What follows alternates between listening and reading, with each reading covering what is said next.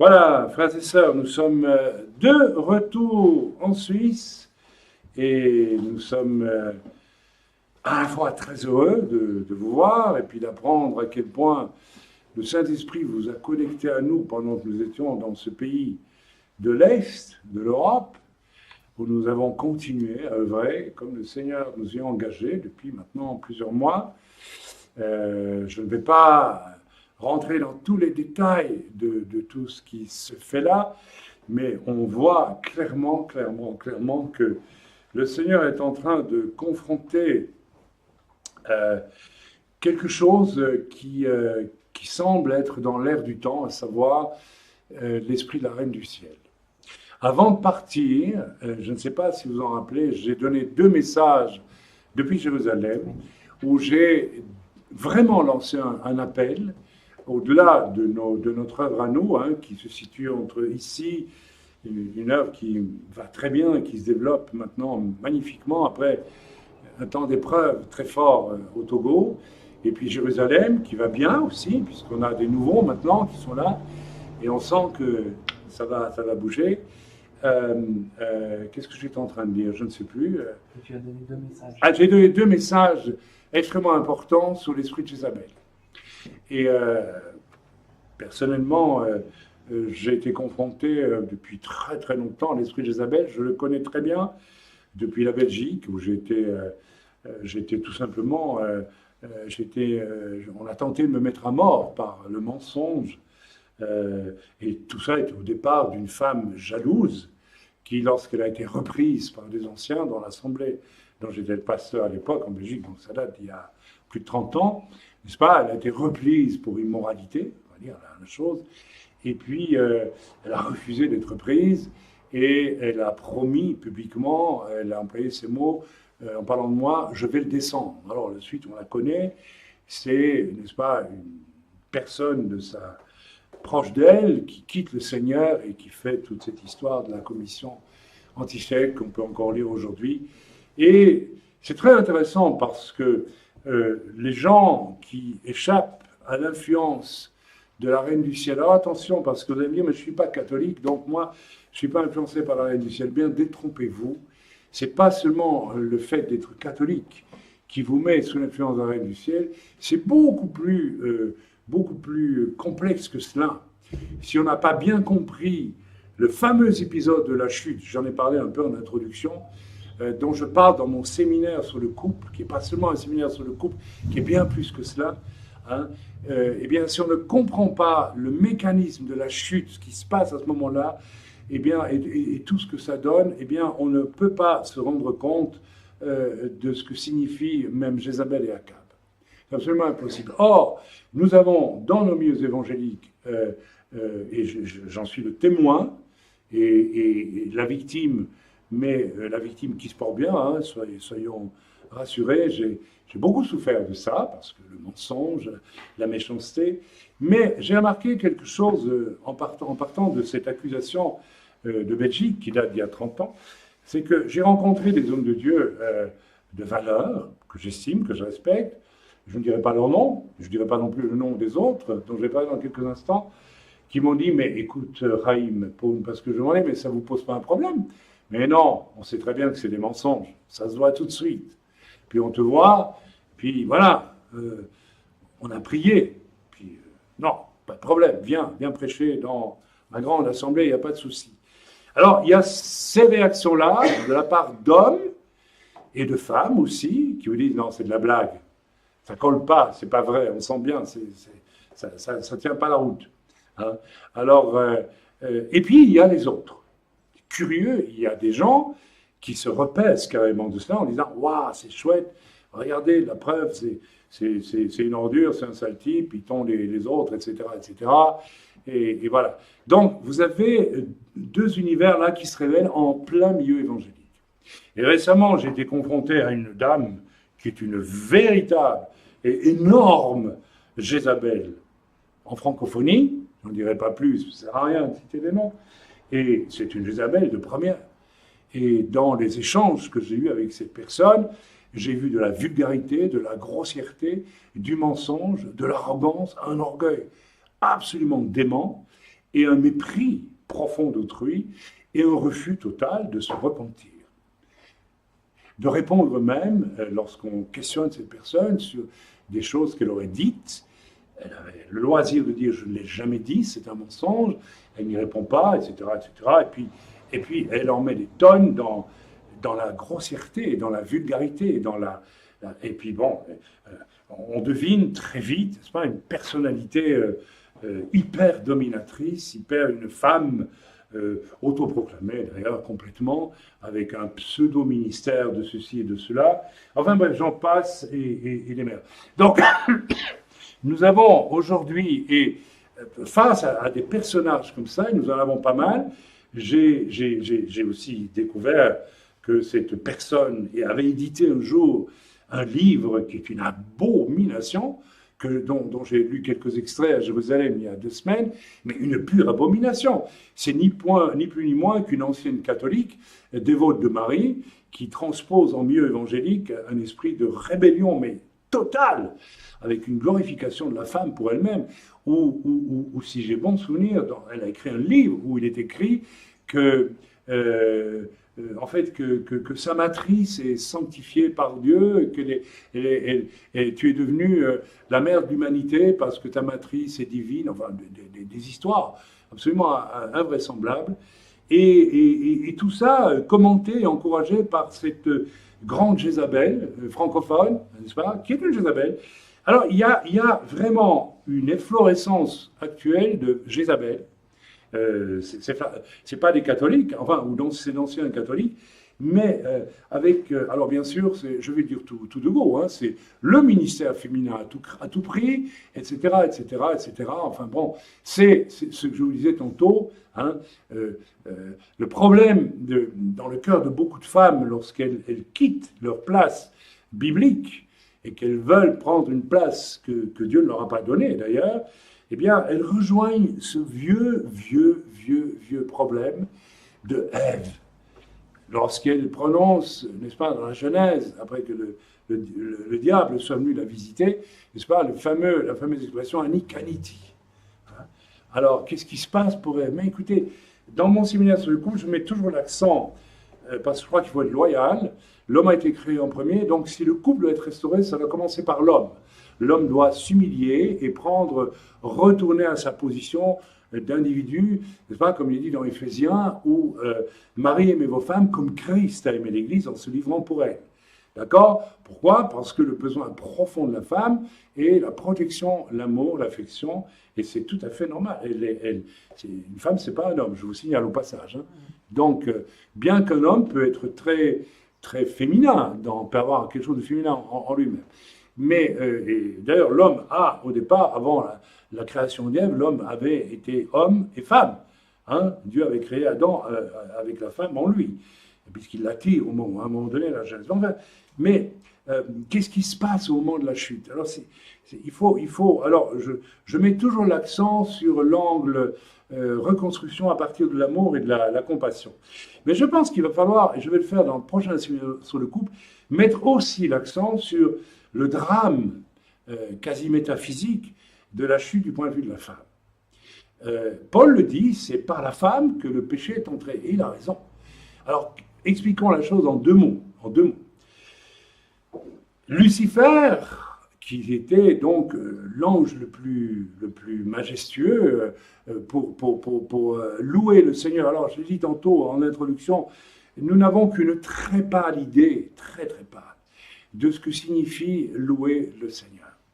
Bien sûr, quand nous louons le Seigneur, nous l'avons fait tantôt parmi nous, eh bien, nous louons le Seigneur et nous pouvons peu à peu ainsi ressentir la présence de Dieu et arriver, je dirais même, à des sommets de la présence de Dieu avec, bien sûr, manifestation des dons de l'Esprit et tout cela. Et nous, on pense que c'est déjà extraordinaire. Mais ça, c'est vraiment peu de choses à côté de ce qu'est la gloire de Dieu, la vraie gloire de Dieu. La gloire de Dieu, ça va bien au-delà de tout cela. Et le Saint-Esprit, je crois que certains ont été tentés dans le siècle passé, et c'était peut-être le tort de certains, de vouloir avoir accès à la totale gloire de Dieu via le baptême du Saint-Esprit, je pense que c'est une erreur. Je pense que nous aurons une plénitude, il faut pas tendre au Saint-Esprit pour le Saint-Esprit. Vous comprenez ce que je veux dire, il faut faire attention à ça. Mais nous aurons une révélation de la plénitude de la gloire divine quand nous serons dans l'éternité. Nous ne pourrons pas l'avoir avant cela. Je vous dis ça pourquoi? Parce que lorsque l'on parle de Lucifer, qui va chuter, on dit, il s'occupait de la louange dans les lieux célestes. Voilà, on dit, peut-être c'est pas grand-chose, et peut-être qu'il a été frustré, parce que pour nous, la louange, c'est bien, mais on est loin d'avoir tout ça. Mais lui, il avait accès, attention, lui, il avait accès à la gloire de Dieu. Je dirais même que Dieu la lui laissait voir. Essayez d'imaginer ça, vous êtes en face de Dieu, vous voyez toute la gloire. Alors votre louange, ça va être autre chose. C'est une louange de l'esprit absolument qui dépasse les mots humains, ça n'a plus rien à voir. Et voilà que Lucifer, c'est le mystère de l'iniquité, là déjà, c'est un mystère. C'est un mystère. Pourquoi est-ce qu'il va vouloir prendre la place de Dieu alors qu'il voit déjà toute la gloire de Dieu et qu'il baigne dedans, et que pour lui, louer le concert des anges devait être absolument inouï de grandeur et de beauté. Il n'y a pas de mots humains pour le décrire. Ceux qui ont vécu certaines expériences avec Dieu, ravis au ciel, ou des choses comme ça, quand c'est vrai, j'ai personnellement eu 2 expériences comme celle-là, et c'est vrai qu'on n'a pas de mots pour décrire ce que l'on vit et ce que l'on voit. C'est un fait. Lorsque j'ai vu le fameux cercle de feu dont je parle dans Bénédiction des Pères, j'ai vu et entendu des choses véritablement ineffables, mais alors c'est très curieux parce que jusque-là, le Seigneur m'a dit, je te demande d'oublier tout sauf ce que je te rapporte que je décris dans le livre. Donc j'ai dû choisir moi-même d'accepter. C'est très étrange. C'est-à-dire que j'aurais pu me rebeller et dire non, mais alors là, c'est quelque chose de terrible. Donc je me suis soumis à Dieu, je dis d'accord. Et Dieu a enlevé de ma mémoire tout ce que j'ai entendu, c'est vrai. Et voilà, c'est absolument gigantesque. Il n'y a pas de mots. Alors pourquoi est-ce que Lucifer, qui baigne dans cet univers de gloire absolue, et donc produit une louange qui est au-delà des mots, pourquoi va-t-il vouloir prendre la place de Dieu? On ne sait pas, c'est un mystère pour moi. Si vous avez la réponse, dites-le-moi. Oui, par orgueil, mais il n'était pas orgueilleux à ce moment-là. L'orgueil est venu après, est venu à ce moment-là, mais il n'était pas. Et donc c'est un mystère, soyons modeste. Moi, je ne sais pas, ça me dépasse. C'est un mystère, c'est quelque chose de... Peut-être qu'il vaut mieux pas savoir. Mieux pas savoir. Alors, c'est dans cet état d'esprit que Lucifer est devenu Satan, puisque Dieu va le rejeter, et qu'il n'y a donc pas de retour possible. Il n'y a pas de retour possible. Alors Dieu va faire quoi? Il va visiter l'homme et la femme, et il va faire quoi? Il ne va pas visiter l'homme loyalement, bien sûr, parce qu'il est entré dans un monde. Il faut essayer de se rendre compte dans quel univers est descendu Satan après la chute. En plus, il a une connaissance de la gloire. Donc il a une intelligence extraordinaire. Et on ne décrira jamais assez ce processus de venir vers la femme pour parler à elle dans le jardin. Alors, l'erreur que la femme a commise, bien sûr, c'est de répondre. Ça, on le sait tous, parce qu'elle n'avait pas à répondre. C'est Adam qui était détenteur des principes, puisque Dieu l'avait créé en premier, et c'est lui qui aurait dû répondre. Ça, c'est une première erreur. Mais il y a eu pire que ça. Le diable lui a proposé implicitement, tu prends la première place. C'est-à-dire, c'est toi, maintenant, qui vas régner. C'est toi qui vas être le chef, tu vas être au centre. Et puis ton mari. Et puis Dieu. Toi. Attention, il lui propose de prendre la place de Dieu aussi. Parce que c'est la place qu'il a voulu prendre. Et vous savez, quand quelqu'un est mauvais, vous savez ce qu'il fait? Il veut vous faire faire la même chose que ce qu'il a fait. Vous avez déjà remarqué ça? Donc il va vouloir... Non, ça va loin, mes amis. J'aimerais bien qu'on réfléchisse à ça. Mes sœurs, s'il vous plaît. Et vous, les hommes, prenez conscience de ce que vous avez en face de vous, parfois avec les sœurs. Je ne suis pas ici en train de de parler à un niveau humain. Là. Vous comprenez qu'on parle de choses spirituelles extrêmement élevées, extrêmement cruciales. Je ne suis pas ici en train d'accabler les femmes. Ma femme n'est pas du tout comme ça. La plupart des femmes ici, vous n'êtes pas comme ça, toutes. Enfin voilà, je le sais. Mais il y a en vous, écoutez-moi bien, ça sommeille en vous quelque part, et normalement, quand on vient à Christ, ça doit être coupé directement, le désir de prendre la place de Dieu lui-même. La Vierge Marie chez les catholiques, la Vierge Marie chez les orthodoxes, elle prend la place de Dieu. Ne croyez pas les gens qui vous disent non, non, on prie Jésus et puis on prie aussi Marie. Non, non, non, elle prend la place de Dieu. Alors il faut comprendre, vous savez, quand un pasteur me demande, mais dis-moi, dans votre Bible, en Luc, on va le lire ensemble dans Luc, on va lire ça parce que c'est. Vous savez, on est dans une période où il faut vraiment que le corps de Christ, si du moins c'est le corps de Christ, prenne conscience de choses comme celles-là, elles sont graves. Alors béni soit Marie, dont le nom est Myriam. Et vous savez, ça veut dire Myriam, rebelle. Ça veut dire rebelle en hébreu. Vous croyez que c'est par hasard que Dieu prend une jeune vierge qui s'appelle rebelle pour en faire, c'est pas Dieu qui l'a fait, dans l'espoir, j'imagine, qu'elle soit à l'inverse d'une rebelle. C'est-à-dire une femme qui va vraiment se soumettre à Dieu. Vous savez, l'histoire de Marie, Myriam, c'est incroyable. Le profond sens qui est dans tout ça. La femme, au moment de la chute, le diable lui propose de prendre la place de Dieu. Elle va dire, un peu après, Ani Kanitis, ça veut dire en hébreu, j'ai fait un enfant avec Dieu. Moi, j'ai décidé de faire un gosse avec Dieu. Dieu, tu n'as fait que me suivre. C'est ça que ça veut dire dans la Bible. Ani Kaniti. J'ai fait. Et Caïn va être le premier type d'antéchrist. Pourquoi? Parce qu'il n'est que le fruit d'une femme qui a voulu prendre la place de Dieu. Vous me suivez? Je ne dis pas que toutes les femmes font ça. Ce que je veux dire par là, c'est en vous. C'est quelque chose que le diable veut éveiller en vous, mes sœurs. Et j'espère que ce message va être écouté. C'est quelque chose que le diable veut éveiller. J'ai vu ça dans tant de femmes. Encore dernièrement, vous savez, le couple qui nous a quittés, après 12 ans de présence, mais c'est rien d'autre que ça. Je veux prendre la place de Dieu. Vous allez dire, oh, vous exagérez. Non, je n'exagère pas. Quand je veux me donner trop d'importance, que ce soit femme ou homme, qu'est-ce que je veux au fond? Je veux prendre la place de Dieu. Ah oui, mes frères, qu'est-ce que vous dites? C'est grave des choses pareilles. Oui, mais c'est grave, mais c'est ça. Le système pyramidal de l'Église, c'est un système d'hommes qui ont pris la place de Dieu. Le pape des catholiques romains, depuis je ne sais plus quel pape, a déclaré « Je suis le représentant de Dieu sur terre ». Je ne suis pas un disciple de Jésus qui sert Dieu. À un moment donné, je suis infaillible, c'est-à-dire je suis Dieu moi-même. Et c'est le but que l'Antéchrist, quand il va se révéler, eh bien, va dire je suis Dieu. Sa bouche vous dit, mais oh là là, mais il n'y a pas que lui qui dit je suis Dieu.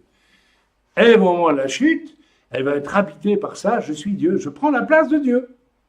C'est bien plus que je prends la place de mon mari et je le coiffe au poteau, je prends la place de Dieu et je dis à Dieu, je fais un gosse avec toi.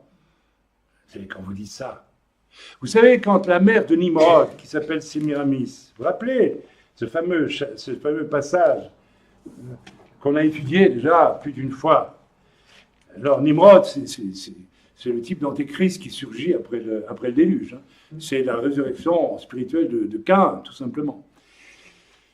Alors, on sait très bien qu'il y avait une relation quasi incestueuse entre sa mère et lui. Vous voyez, c'est le même rapport que Ève avec Caïn. C'est-à-dire, mon fils, c'est à moi, c'est ma chose. C'est moi qui l'ai fait. Dieu n'a fait que me suivre dans l'histoire. C'est ça.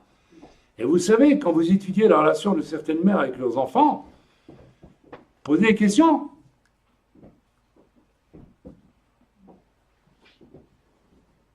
Tu es à moi ou tu meurs?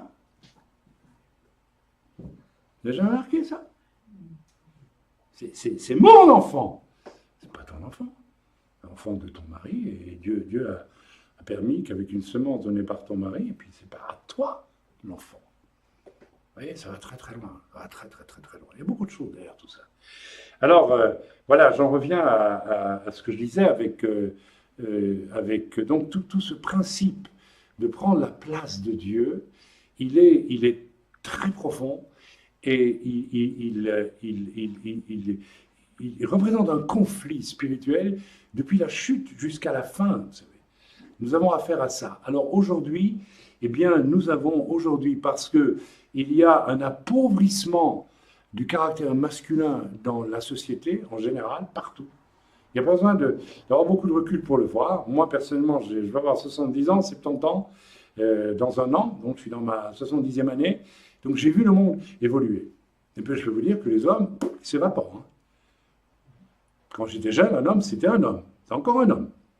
J'ai connu les gens de la génération au-dessus de moi, c'était vraiment des mensch, c'était des hommes. Et pas des brutes, mais des hommes. Des hommes de courage, des hommes qui pouvaient prendre leurs responsabilités. Des hommes qui pouvaient prendre les décisions dans le foyer tout en ayant de bonnes relations avec leurs épouses, mais qui n'étaient pas du tout ce qu'on voit aujourd'hui. Mais rien à voir, mes amis. Il y a une décadence extraordinaire du caractère masculin dans nos sociétés occidentales et partout.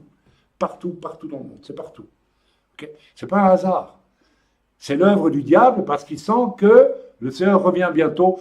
Le mal par excellence, Jésus est mâle et masculin, je m'excuse, et il vient avec une verge de fer en plus, c'est-à-dire une tige en métal, et bang, je vais te casser tout ce qui est contre. Toute l'œuvre de Satan, parmi vous, je vais la dégommer parce que ça suffit.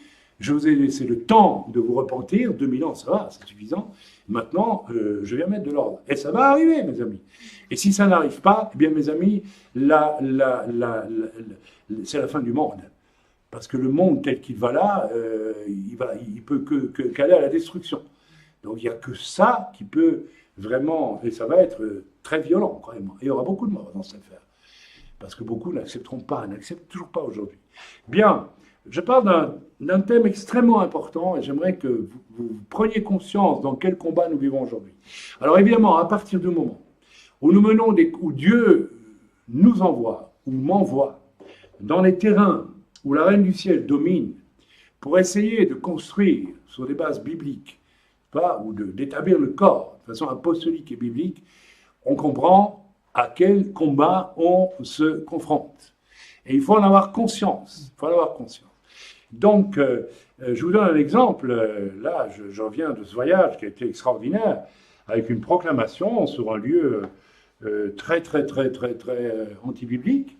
Je ne donnerai pas de détails, bien sûr, mais avec des conséquences, je crois, à peu près apocalyptiques dans les effets. Hein, vous le savez, hein, vous connaissez ces choses. Vous avez prié avec moi pendant que je faisais ce travail de la part du Seigneur, et qui est très masculin comme travail, un travail d'autorité.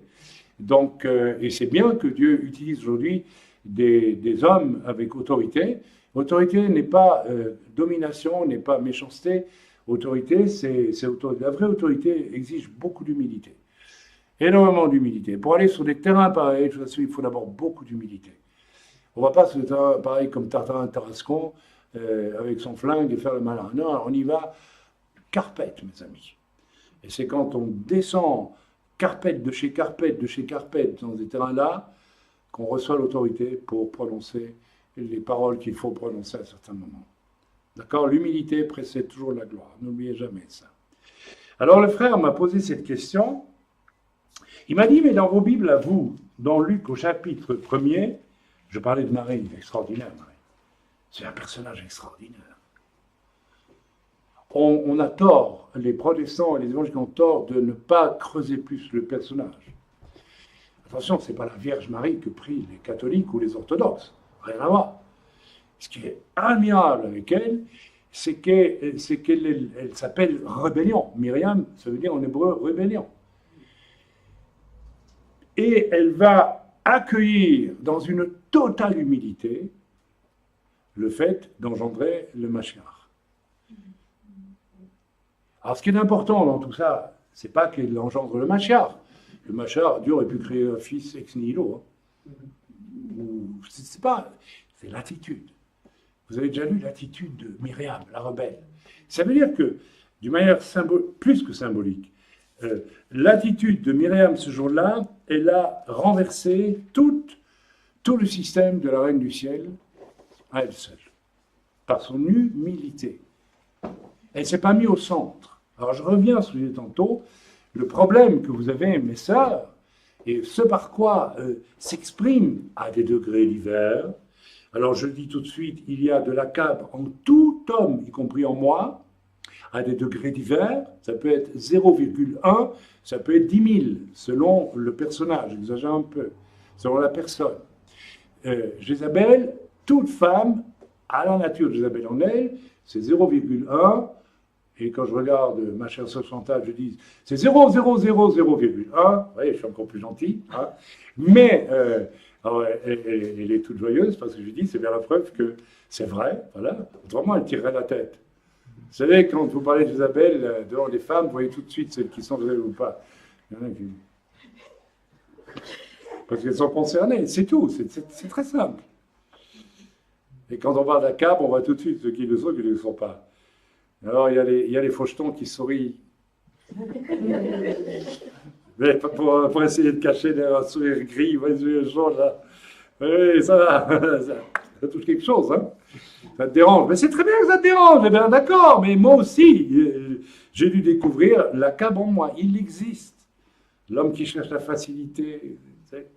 Il y a ça en nous, mes amis. Tous les hommes, à des degrés divers. Le niais, c'est idiot. Revenons à la femme. Maintenant, on a vu qu'il y a des problèmes chez l'homme et chez la femme. On s'occupe un peu de la femme. Vous permettez 2 secondes. Alors, comment ça se traduit chez vous? Bien, chez Ève, ça a été « je prends la place de Dieu », carrément, comme le diable l'a voulu. D'accord? Et puis Adam, on l'oublie. Hein, d'accord? Je deviens... Vous savez, on a aujourd'hui... Vous avez déjà la définition de la super Jézabel. Je prends toute la place. Je domine, je dirige. Il y a des femmes avec lesquelles vous ne pouvez pas discuter, c'est impossible. Il n'y en a pas beaucoup, mais il y en a. Et il y en a actuellement de solides. Il suffit d'aller sur certains sites et de voir les discussions, parfois c'est inouï. Jamais tort, toujours raison. Super. Et avec de la grossièreté, du mépris, de l'arrogance, de la méchanceté, du mensonge. Jézabel ment. Vous savez, lorsque Ève va avoir ce culot de dire, parce qu'il faut du culot quand même, Annie Aniti, j'ai fait un enfant avec Dieu, mais vous vous rendez compte, elle ment. C'est une menteuse. Elle ment. Parce qu'Adam a une relation avec elle, hein, vous savez. C'est écrit. Donc elle ment. Alors attention, parce que ça, c'est une des grandes capacités de Jézabel. La Jézabel au top niveau, au mauvais top niveau, est une menteuse. Elle n'hésite pas à mentir. C'est son intérêt et elle y va à fond. Elle ment. C'est une menteuse. Donc, méfiez-vous de cet état d'esprit. Alors, voilà, je n'en dis pas plus. Pourquoi il y a ce... Eh bien, parce que ce désir de prendre la place de Dieu révèle, n'est-ce pas, bien sûr, un orgueil phénoménal. Phénoménal. Et lorsque vous rencontrez Jézabel, moi je l'ai rencontré un paquet. La femme qui est à l'origine de ces mensonges contre moi devant une commission en Belgique il y a 30 ans, c'était une orgueilleuse finie.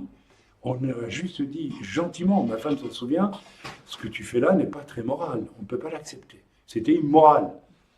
Sa réaction n'a pas été, ben oui, je demande pardon, c'est vrai. Sa réaction a été de se lever, de jeter les clés du local où on était sur la table, puisqu'elle les gardait, ces clés. Je m'en vais, comme ça. Et disant à sa propre fille, je vais descendre, en parlant de moi, je vais descendre. Donc il m'a simplement dit, c'était son devoir avec des anciens, voilà, il y a un péché, vraiment des choses immorales, quoi. Immoral, point final. Et la réaction a été, je refuse. Ça, c'est typique de Jézabel. Quand vous la confrontez avec son péché, non, elle n'a rien fait. Ah, tu me confrontes? Ben, je vais te tuer. C'est typique Jézabel. Donc, et j'ai rencontré ça plusieurs fois tout au long de mon ministère. D'accord? D'autant plus, alors ne vous étonnez pas si vous êtes viril, si en naissant de nouveau, vous devenez homme, mes frères, attendez-vous à être confronté à Jézabel. Surtout dans ce temps. C'est inévitable. Inévitable. Il y aura des mensonges sur vous, il y aura tout ce que vous voulez. parce que vous êtes un homme à abattre. C'est clair. D'accord? C'est la réaction de Jézabel lorsque Élie a une grande victoire contre les 450 prophètes de Baal. 450, c'est ça, hein? Elle est folle furieuse et elle veut le tuer. Hein? Alors Dieu le garde. Amen. Alors je reviens à ceci, qui nous montre que le combat dans les pays de l'Est est extrêmement difficile. D'abord, en arrivant là-bas, encore une fois, j'ai senti une muraille d'opposition énorme. Alors évidemment, il faut identifier la muraille d'opposition, quelles sont ses racines, pourquoi. Alors c'est la reine du ciel. Et j'ai découvert, je ne connais pas du tout, j'ai visité un jour, quand j'étais jeune, il y a très longtemps, une messe dans un centre œcuménique orthodoxe en Belgique. Alors bon, on m'a même demandé de lire l'Évangile parce que j'avais une jolie voix, paraît-il. Ouais, non, mais c'est vrai. Et puis les chants étaient magnifiques. Hein, chez les orthodoxes, c'est beau. Hein, non, et ils ont un sens artistique extraordinaire. Hein. Vous avez déjà assisté à... Non, jamais. C'est beau. Et puis leurs églises sont... sur le plan artistique, c'est... Alors c'est ça qui est très étrange, c'est que le diable saisit toujours tout ce qui est beau pour lui. Hein, c'est fort. Et un jour viendra où tout ce qui est beau sera utilisé pour la gloire de Dieu et pas plus pour le diable. Et alors, il m'a dit, mais dans vos Bibles à vous, m'a dit le frère, le pasteur avec qui je travaille là-bas, il m'a dit, est-ce qu'il est écrit que dans le Cantique de Marie, alors je vais vous retrouver le passage, voilà, il est écrit, voilà, donc au verset... regardez un peu l'humilité de Marie, de la rebelle. On comprend toute la portée, la grande... C'est vrai que Marie, c'est un personnage important, mais ce n'est pas la mère de Dieu.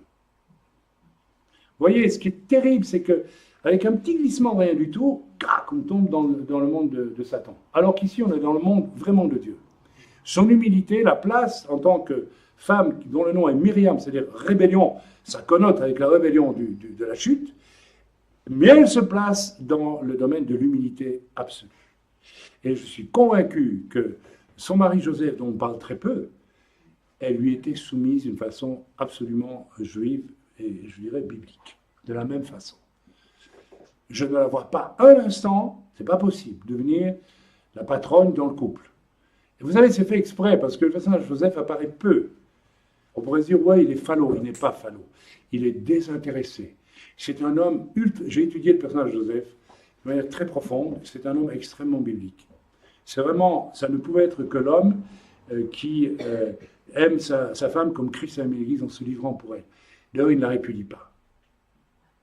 Il est averti par le Saint-Esprit, il ne la répudie pas. C'est un ange, le Saint-Esprit, je ne sais plus, mais il est averti par Dieu. Il faut être un mensch pour faire ça. S'il avait été un petit macho, dis donc, qu'est-ce qu'on va dire?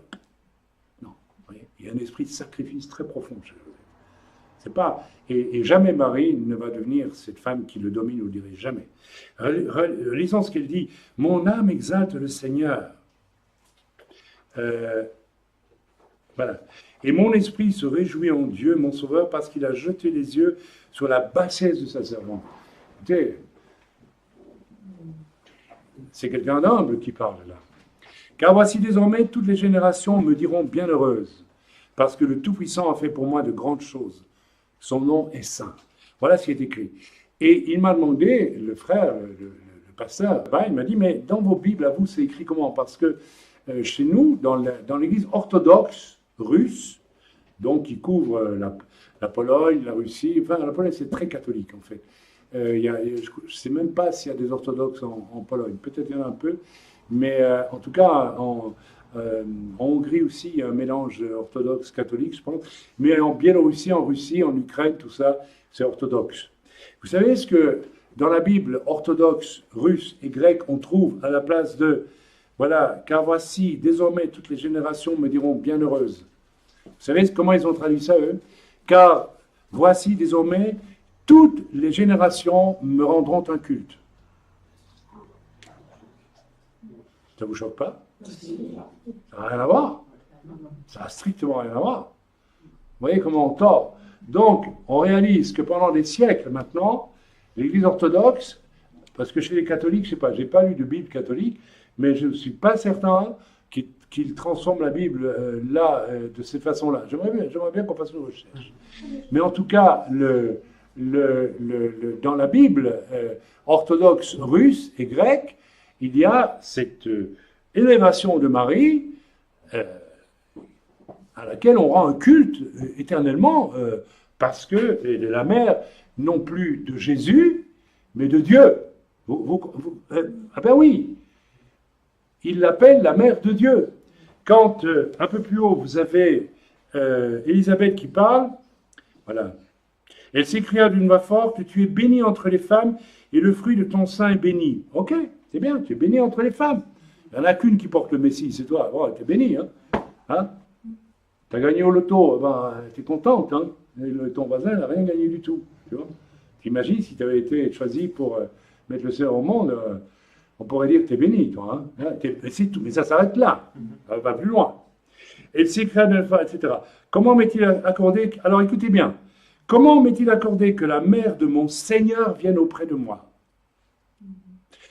Elle ne dit pas la mère de mon Dieu, de mon Seigneur, c'est-à-dire celui qui va régner sur moi. Vous voyez la nuance? Vous comprenez? Un catholique dira, oui, mais elle dit la mère de Dieu. Non, la mère de mon Seigneur, la mère de Jésus, qui vient comme Seigneur. Si elle avait dû dire la mère de Dieu, elle aurait dit d'Élohim, de Dieu le Père, Dieu le Fils, Dieu le Saint-Esprit. Elle dit la mère de mon Seigneur, c'est-à-dire celui qui va régner sur moi, sur le plan terrestre déjà. Vous voyez la différence? Donc on n'est pas du tout... Donc vous voyez comment pendant des siècles maintenant, l'Église orthodoxe russe et grecque a mis Marie à la place de Dieu. Ça vous rappelle rien, ça? Ça vous rappelle rien? Qu'est-ce qui s'est passé quand Satan est venu visiter Ève dans le jardin d'Éden? Il lui a juste dit, mange une pomme et puis ça ira? Non, non, bien pire que ça. Prends la place de Dieu, Ève. Tu seras comme Dieu. Il le lui dit, tu seras comme Dieu. Toujours je lave la connaissance, tu seras comme Dieu. Il lui dit même, Dieu a peur que tu touches parce qu'il sait que tu seras comme Dieu. Tu seras Dieu, à la place. Donc, si tu es comme Dieu, tu peux prendre ta place. Hein. Ah bah oui. Si dans une entreprise, il y a un patron, et puis il y a un sous-patron qui fait du bon boulot, et puis qu'on lui dit, ben, désormais, tu seras comme le patron. Il ne faudra pas longtemps que les deux patrons se tapent dessus. Hein. C'est clair. C'est logique. Amen. Donc, vous comprenez maintenant vers quoi on va. Évidemment, si j'allais juste prêcher dans les églises qui sont là, etc., voilà, je prie, je prêche, je prie pour les gens, il y a des guérisons, des miracles. Mais c'est un tout autre combat qu'on a engagé. Et je pense que c'est un combat des temps de la fin. C'est le combat contre ce qui se passe depuis la chute et qui est réactivé de façon extraordinaire aujourd'hui parce que justement, nous arrivons à la fin, que le diable se déchaîne. Donc, voilà. Ok, donc ça c'était l'introduction, que l'introduction pour le message de ce matin. Je vais quand même vous donner le message de ce matin, si vous voulez, vous êtes d'accord. C'était, voilà, je vous invite à lire avec moi dans 2 Thessaloniciens au chapitre 1er. C'est donc aujourd'hui un message pour vous faire du bien. Voilà, le Seigneur m'a dit, il faut que tu en fasses du bien. Pourquoi? Parce que nous avons été violemment attaqués quand même tous ces derniers temps, depuis que nous nous déplaçons vers l'est de l'Europe et que nous sommes entrés, non plus, c'est pas une simple tournée d'église, hein. On m'a ouvert les portes d'à peu près toutes les églises, là-bas si je veux, toutes dénominations confondues, mais voilà, donc le Seigneur m'a dit de ne pas aller dans ce sens, mais de suivre une ligne bien particulière que vous connaissez, et donc on va la continuer. Mais nous avons pris beaucoup de coups, et je tiens à vous dire de la part du Seigneur que le Seigneur est fier de la façon dont vous avez traversé tout ça. Nous avons failli voir 3 personnes mourir parmi nous au cours des derniers mois, dans des circonstances qui n'étaient pas faciles. J'ai failli mourir, ma femme a failli mourir, notre frère Henri est passé 2 fois sous le billard in extremis avant de mourir, hein. et puis avec des souffrances, sa femme, non pas, il y a eu, toi, ta nouvelle voiture écrasée, n'est-ce pas, alors que tu allais pour évangéliser, et tu es allé quand même évangéliser ce jour-là. Moi, je trouve ça me réjouit. Il y a aussi, toi, tu as failli mourir aussi. Ah ben oui, excuse-moi, oui. Et puis aussi, et Daniel aussi. Alors, on a eu 5 personnes qui ont failli mourir, et puis toi aussi. Ah oui, oui, puis notre frère Stéphane qui est tombé d'un arbre, et, ok, il aurait pu se tuer, il ne s'est pas tué. Donc, ok, mais on est tous vivants. Ça, formidable. Elle a une nouvelle voiture, là, je ne sais pas comment elle a fait, puis l'assurance fait rembourser tout, donc à peu près, elle a encore une mieux. Donc on a failli mourir, 5 parmi nous, mais on n'a jamais été en si bonne santé. Moi, je suis un peu fatigué aujourd'hui, j'ai le contre-coup de ces semaines écoulées là-bas où c'était très intense, extrêmement intense. Donc voilà. Donc le Seigneur m'a dit quand même, alors vous avez beaucoup fait pour le Seigneur aussi, beaucoup, beaucoup. Hein, le soutien financier pour nos amis là-bas, je sais qu'en grande partie c'est vous, hein, c'est moi aussi, c'est moi, et puis des gens de l'extérieur, mais vous avez fait une énorme part, je le sais. Et le Seigneur est vraiment reconnaissant. Paul, Sylvain et Timothée, alors ils sont 3, c'est bien ça, à l'église des Thessaloniciens, qui est en Dieu notre Père et en Jésus-Christ le Seigneur, qui est en Dieu notre Père. Alors, j'aime bien ça. Vous savez, on lit ça, on dit l'église qui est en Dieu. Mais qu'est-ce que ça veut dire être en Dieu? Ça veut dire pas mal de choses. Ça veut dire que vraiment, on vit dans une obéissance exemplaire à chaque jour. Et là où le Seigneur nous demande de rectifier telle chose, on le fait. Alors on est en Dieu, autrement on fait semblant d'être en Dieu. Alors vous savez, quelquefois on lit comme ça, voilà, Paul, Sylvain et Timothée à l'église des Thessaloniciens qui est en Dieu. Et puis on continue. Mais on pourrait s'arrêter là déjà. Est-ce qu'on est vraiment en Dieu? Est-ce qu'il y a de l'orgueil dans ma vie? Dieu me pointe ça depuis longtemps et puis il a tendance à revenir. Est-ce que j'ai des problèmes que je ne règle pas alors que je sais très bien que je dois les régler? Hein? Est-ce que j'ai des mauvaises tendances? Est-ce que je suis en Dieu? Est-ce que je ne suis pas en Dieu? Vous savez, on sait tous, au fond, moi je ne sais pas vous, mais moi lorsque, par exemple, je devrais prier et puis je prends 5 minutes pour faire autre chose, je ne suis plus en Dieu. Je ne suis plus en Dieu. Je suis en Khaïm. Voilà. Alors là, je me dépêche de...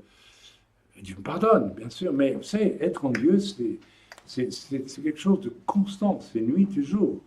Nous devons être en Dieu. Alors Dieu nous fait grâce, mais le mieux, c'est quand même de... Voilà, hein.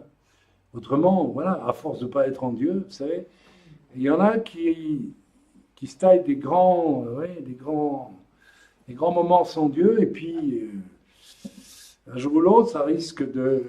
Vous voyez ce que je veux dire?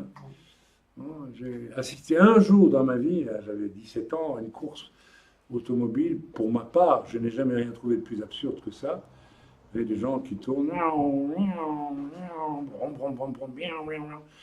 bon, voilà. Il y a des choses, moi, qui me dépassent. Les gens, ils sont fous, ils voient ça. Et puis, évidemment, on roule toujours plus vite. Et puis, dans les tournants, hein, alors, ça va, une fois, 2 fois, 3e fois. Alors, j'ai vu un véhicule qui a fait... Et puis, le gars a été tué, quoi. Vous voyez. Donc, à force de ne plus être en Dieu, on peut mourir aussi. Ça peut arriver, il faut faire attention. Donc, on pourrait faire tout un message là-dessus, hein, mais on ne va pas le faire. Voilà, donc, notre Père et en Jésus-Christ le Seigneur, que la grâce et la paix vous soient données de la part de Dieu notre Père et du Seigneur Jésus-Christ. Alors, j'ai eu à cœur d'insister là-dessus et de vous le dire tout simplement que la grâce et la paix soient sur vous. Voilà, le Seigneur a vu votre ouvrage, a vu votre fidélité, votre honnêteté, eh bien, voilà, que la grâce et la paix soient sur vous. Donc aujourd'hui, on ne sera pas sévère, on sera très gentil, d'accord? On va dire des choses, c'est bien pour une fois, hein. Je ne sais pas trop que prêcher à partir de là, si je pourrais prêcher, mais j'ai surtout envie que ça descende sur vous comme une bénédiction, que la grâce et la paix soient sur vous. On continue. Nous devons, frères, rendre continuellement grâce à Dieu à votre sujet, comme cela est juste. Oui, c'est bien quand même. Bon, je rends grâce à Dieu constamment à votre sujet. J'espère que tous sont bien compris là-dedans, hein, sauf les absents qui ont toujours tort, ils ont loupé une bénédiction, c'est leur problème. Hein. Comme cela est juste, voilà, c'est juste. C'est juste que l'on rende grâce à l'Église de sa fidélité quand elle est fidèle. Donc c'est juste. Donc le Seigneur, je peux vous dire, a vu votre fidélité et nous rendons grâce à Dieu. Et je le fais pour ma foi. Parce que votre foi fait de grands progrès. Alors je pense effectivement que votre foi fait de grands progrès. Vous savez, le signe d'un ministère qui a un impact, c'est que l'Église progresse. Alors, on reconnaît, vous savez, des églises qui stagnent. Vous avez des églises du grand nombre, où on répète un peu toujours les mêmes messages et où il n'y a pas de progrès en fait. Okay, il vaut mieux une petite assemblée qui fait des progrès qu'une grande qui ne progresse jamais. Vous savez, il y a des assemblées comme ça, où on fait tous les week-ends, on invite un nouveau serviteur, ou à peu près, si possible une vedette, entre guillemets. Alors tout le monde est gonflé à l'hélium hein, à la fin de la réunion, et puis pouf, quand on sort de là, ben, ça s'effondre après 5 minutes. D'accord? Là, il n'y a pas de progrès. Il y a une illusion de progrès.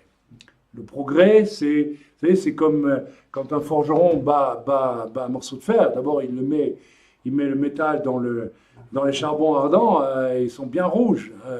Et puis, c'est pas encore fait. Après, il va marteler, il va modeler, n'est-ce pas? Je sais pas ce qu'il veut faire, un fer à cheval, etc. Ou bien une clé, ou je sais pas. Voilà. Il va taper. J'ai déjà été dans une forge. Allez voir, c'est intéressant de voir le travail. C'est même un peu sombre comme endroit, mais c'est un travail rude, c'est difficile, d'accord? Je bénis le Seigneur parce que mes quelques voyages que je viens de faire là-bas, dans ce pays de l'Est, on commence à voir des changements chez les... Hein, tu l'as vu, les Sheba. On voit une évolution, on voit un progrès, alors ça réjouit. On voit qu'il y a des prises de conscience, qu'il y a une soif nouvelle qui naît pour certains, des choses qu'ils ont comprises et qui ont été prêchées, etc. On a prié, tout en luttant contre... l'oppression de la Reine du Ciel qui est très forte dans ces contrées. J'ai toujours pensé que les âmes, tout ce qui est slave est très dirigé par l'âme. L'âme, c'est la Reine du Ciel, c'est la femme qui domine. Hein. Si vous voulez faire un homme qui n'a pas accès à l'esprit, vous faites un Caïn, c'est-à-dire vous faites un enfant qui est le fils de sa mère. Hein. Alors elle va l'éduquer avec son âme. Elle va pas pouvoir le conduire à l'esprit. Alors attention, parce que les Jézabel sont les championnes du faux Saint-Esprit. Faux. Faux, archi-faux. Y compris des prétendus ministères de je ne sais de quoi, que je ne vais pas citer ici, parce qu'autrement on va directement pointer du doigt l'une ou l'autre personne, mais c'est faux. J'ai moi-même dû écrire un livre sur certaines questions à ce niveau-là, et voilà, il y a des notions fausses. Je parle de délivrance, par exemple. Il y a des trucs faux, absolument faux qui se pratiquent, pas bibliques du tout, qui sont faits plus pour... Vous savez, dans le domaine de la délivrance, il y a eu tout un courant, j'espère qu'il va s'éteindre, mais où en réalité, quand vous observez bien la motivation des gens, c'est pas de porter secours aux gens qui sont dans la souffrance, c'est de voir bouger le monde des démons. C'est excitant, on aime voir ça. Ah oui, mes amis, oui. Vous avez été dans certaines de ces réunions, rappelez-vous. Hein, quand on vous mettait par terre, on disait, ah, vous allez... Hein, tu te rappelles, tu avais 16 ans, tu nous as raconté ça. Et puis, comme tu avais peur d'être anormal, c'est-à-dire de ne pas avoir un démon. Hein, donc tu faisais, ah oui, à boire boulou, et tout ça. Alors, là, c'est très bien, continue. C'est la délivrance qui vient. Hein. Oui, d'accord. C'est quoi ça? Ce sont des... Et c'était une femme qui dirigeait ça. Vous vous rappelez, hein, une sorcière. Une pure sorcière. Moi, elle s'appelait déjà une Sud-Américaine. Mais il y en a d'autres, hein. Elle est championne pour ça. Ok? C'est une femme qui s'était mise au centre, qui avait pris la place de Dieu, mes amis, oui, et qui prétendait contrôler votre vie spirituelle avec des trucs faux. Absolument faux. Essayez de comprendre ça. C'est très important. Et il y a des masses d'hommes qui se laissent prendre à des pièges pareils. Ce sont des Jézabel. Ce sont des fausses prophétesses, ce sont des personnes dangereuses. Il faut absolument les éviter à tout prix. Et il faut même les dénoncer. Il faut les dénoncer. Moi, je prie, j'ai commencé à prier et je vais continuer à le faire pour que Dieu lève je ne sais pas, un quorum d'hommes solides qui prennent position contre tous ces faux ministères. Et alors, il y a des faux ministères masculins aussi, hein, ça. Mais c'est la même. Si vous creusez tous ces faux ministères, vous allez trouver la corruption toujours quelque part. Pas la corruption qu'on invente, parce qu'on en invente aussi, mais la vraie. Les femmes, l'argent, mais à un niveau terrifiant, et puis le faux Saint-Esprit. On continue. Parce que votre foi fait de grands progrès et que l'amour de chacun de vous tous à l'égard des autres augmente de plus en plus. Et je crois que c'est vraiment ce qui vous correspond. J'espère en tout cas que l'amour que vous avez les uns pour les autres grandit de plus en plus. C'est le signe d'une église en bonne santé. C'est le signe d'une église où les gens sont passés par le forgeron qui martèle la pièce de fer. Et pas le ministère qui vous dit « Oh, je vais faire Shabadi, Shabadou. Vous allez délivrer les 42 démons chacun. Ah !» C'est terrifiant de bêtises. Et les gens marchent là-dedans. Mes amis, la vie avec le Seigneur, c'est autre chose. C'est un travail en profondeur. Et il faut des gens de valeur, des gens de vrais oins de Dieu pour faire ce travail-là. Aussi nous glorifions, nous, c'est Paul qui parle, de vous dans les églises de Dieu, à cause de votre persévérance et de votre foi au milieu de toutes vos persécutions et des afflictions que vous avez à supporter. Ben, je peux vous dire que quand on me demande des nouvelles de vous, là-bas, eh bien, je dis que du bien. Je me glorifie de vous, parce que je vous connais. J'ai vu, je sais la différence entre l'Assemblée ici et l'œuvre en Afrique, je peux dire que je suis sévère. Hein. On ne me fait pas passer les vessies pour des lanternes. Là, je ne le supporte pas. Quand c'est faux, c'est faux. Quand c'est bon, c'est bon. Alors là, je me glorifie. C'est-à-dire, je ne tire pas orgueil, mais je me glorifie. C'est-à-dire, on est heureux. J'ai dit, ben voilà, j'ai travaillé comme ceci et comme cela, et voilà le résultat. Eh bien, c'est vous. Voilà. Donc, eh bien, je viens de le faire quand j'étais, n'est-ce pas, dans les Pédales. J'ai dit, j'ai une bande de formidables chrétiens, là. On a bien établi l'œuvre, et puis maintenant, elle reste bien solide, elle avance. Et même si certains éléments nous ont quittés il y a un certain temps, parce qu'en fait, ils devaient nous quitter. De tout. On le savait d'ailleurs depuis longtemps. Aussi, nous glorifions-nous de vous. Et vous vous rendez compte que je me réjouis de parler de vous. Vous savez, si on me demande des nouvelles, je pourrais, si vous étiez un peu, comme ça, je ne vais pas mentir quand même. Je ne peux pas dire, oh, ils sont super. Mais là, je peux dire, ils sont super. Ah ben oui. Ah, voilà. Donc, voilà, je tenais à vous le dire ce matin. Oui, c'est un message que c'est bizarre, c'est la première fois que je prêche comme ça. Dieu me dit, tu lis des choses et puis c'est pour eux. Voilà, c'est cadeau. C'est bien quand même. Bon, c'est pas pour ça qu'il ne faut pas retourner sous le marteau du forgeron. Hein. C'est pas fini. Hein. Encore du travail. Surtout pour moi. Amen. Ok, non, quand je dis surtout pour moi, on a toujours resté. Okay. À cause de votre persévérance, et on l'a vu, votre persévérance. C'est vrai que les derniers 6 mois, qu'est-ce qu'on a eu comme épreuve hein. On a eu des persécutions, quelque part. Des persécutions spirituelles avec 5 personnes qui ont pu mourir parmi nous, plus des tas d'attaques, des maladies, je ne sais pas si on a eu de tout. Mon attaque de l'œil, vous vous rappelez, j'ai jamais eu mal à l'œil comme ça, c'est une horreur. Comme si on m'enfonçait une épingle en plein milieu de l'œil. Et puis le médecin a cru que j'avais un problème. Et puis j'étais à l'hôpital, à Yerushalayim, à Shavat Tzedek, en urgence. Le médecin m'a dit, mais vous n'avez rien du tout.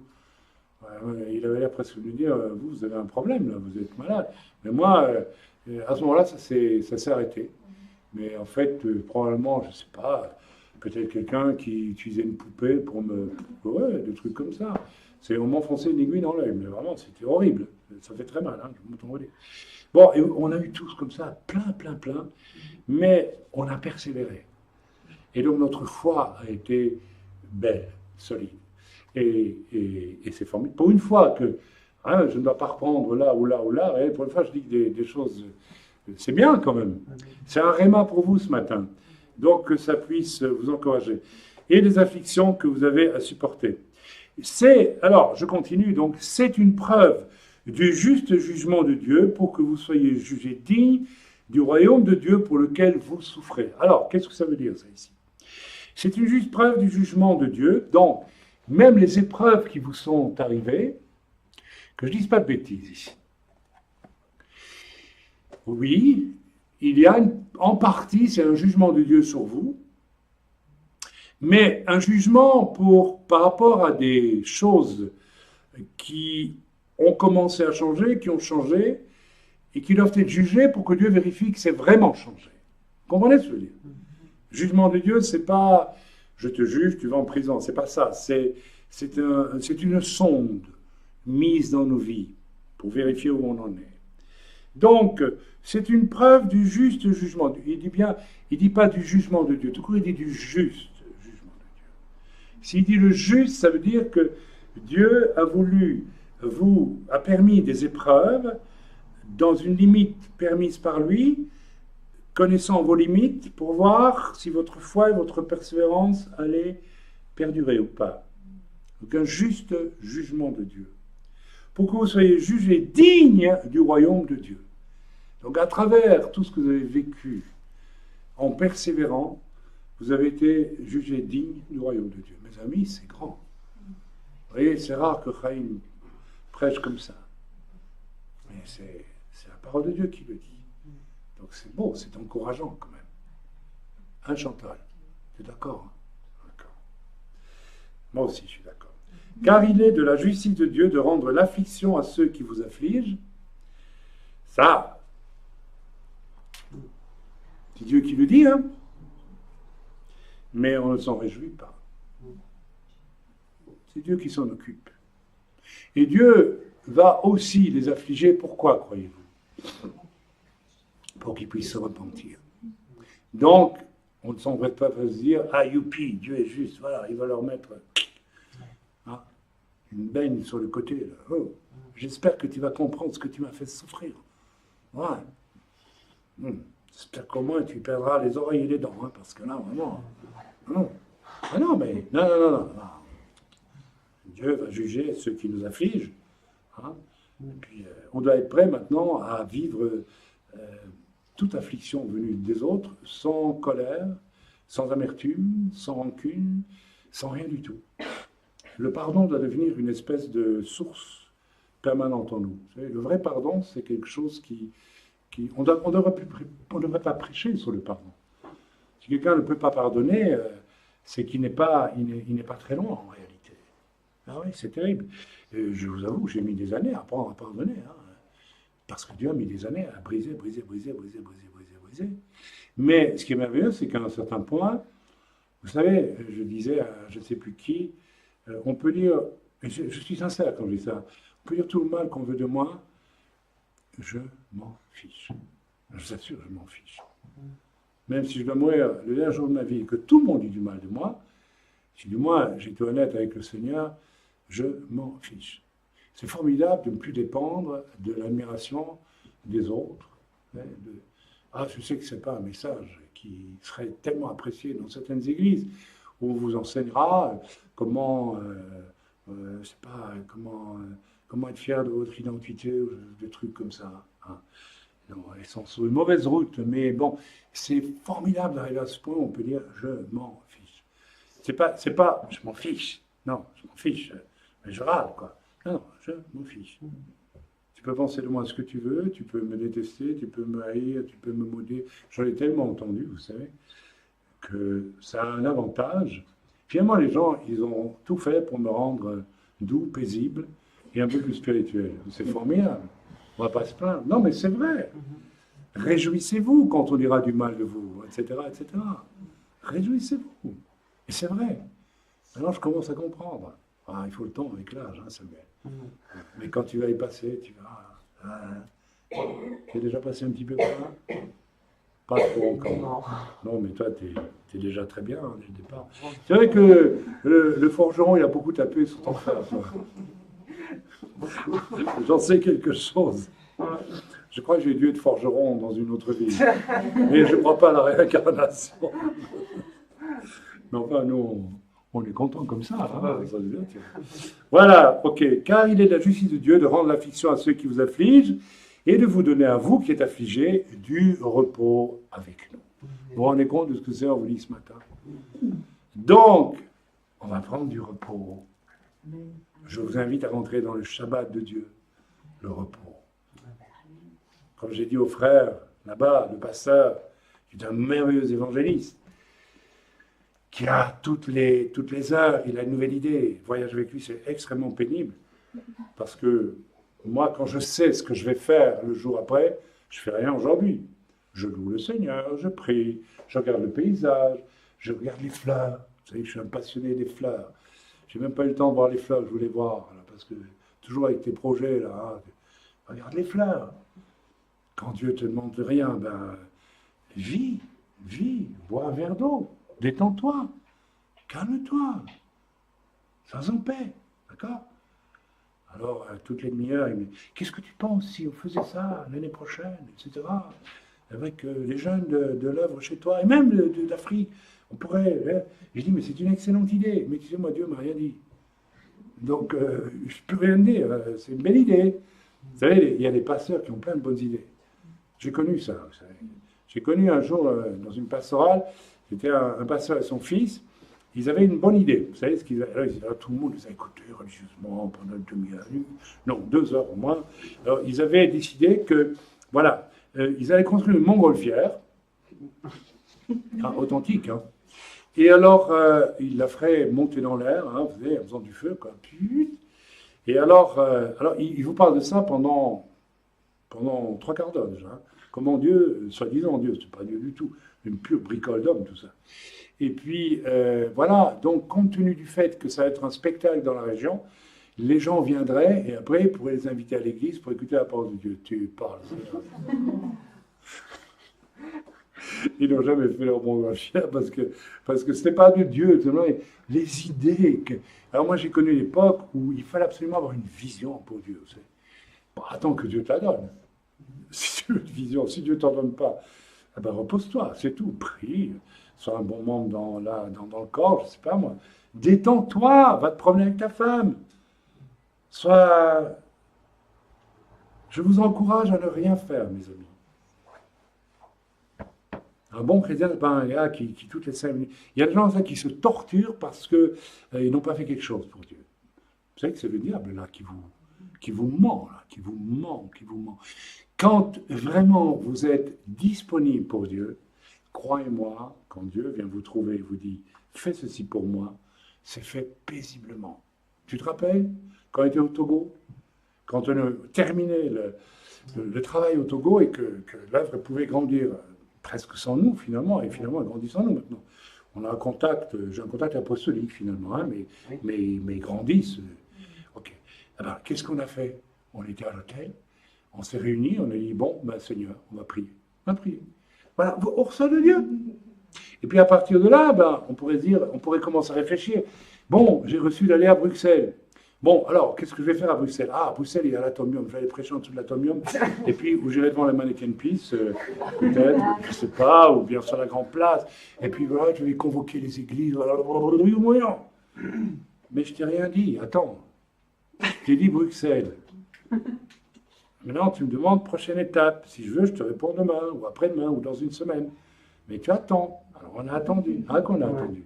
Et puis, Dieu nous a dit, bah, vous avez trouvé telle personne qu'on ne connaissait pas. Pour lui dire, on doit aller à tel endroit, Dieu m'a dit, venez vous en parler. On a vécu ça comme ça. Il faut le faire, hein. Et la personne nous a dit, alors qu'elle ne nous connaissait pas, on a les gens pour vous y emmener, pas de problème. Aussi simple que ça. C'est-à-dire que le Saint-Esprit lui a parlé à ce moment-là. Mais non, mais attendez, quand c'est de Dieu, c'est net, c'est simple, c'est sans bavure. Après, ça peut devenir difficile, de Dieu. Mais c'est clair, c'est net, c'est dans le repos, mes amis. C'est dans le calme et la confiance. C'est pas en se baratinant le cerveau pendant des heures et des jours qu'on trouve la volonté de Dieu. On trouve la volonté de Dieu si du moins on se met en état de la recevoir. Et on la reçoit lorsque l'on est droit dans ses bottes. Autrement, on ne la reçoit pas. Ok, je continue. De vous donner à vous qui êtes affligés du repos avec nous. Alors, je vous annonce quelque chose qui sera prophétique. Dans le repos que Dieu vous demande d'expérimenter maintenant. Le vrai repos. C'est pas si simple. Parfois, j'ai donné une image en prêchant là-bas, parce que ces chrétiens sont fortement dans leur âme, donc ils sont tout le temps en train de vouloir faire. Je dis, vous savez, votre âme, c'est comme une radio. Moi, ma radio, quand je l'ouvre, j'entends rien. Avant, quand j'étais plus jeune, je faisais comme vous, j'ouvrais ma radio, et qu'est-ce que j'entendais?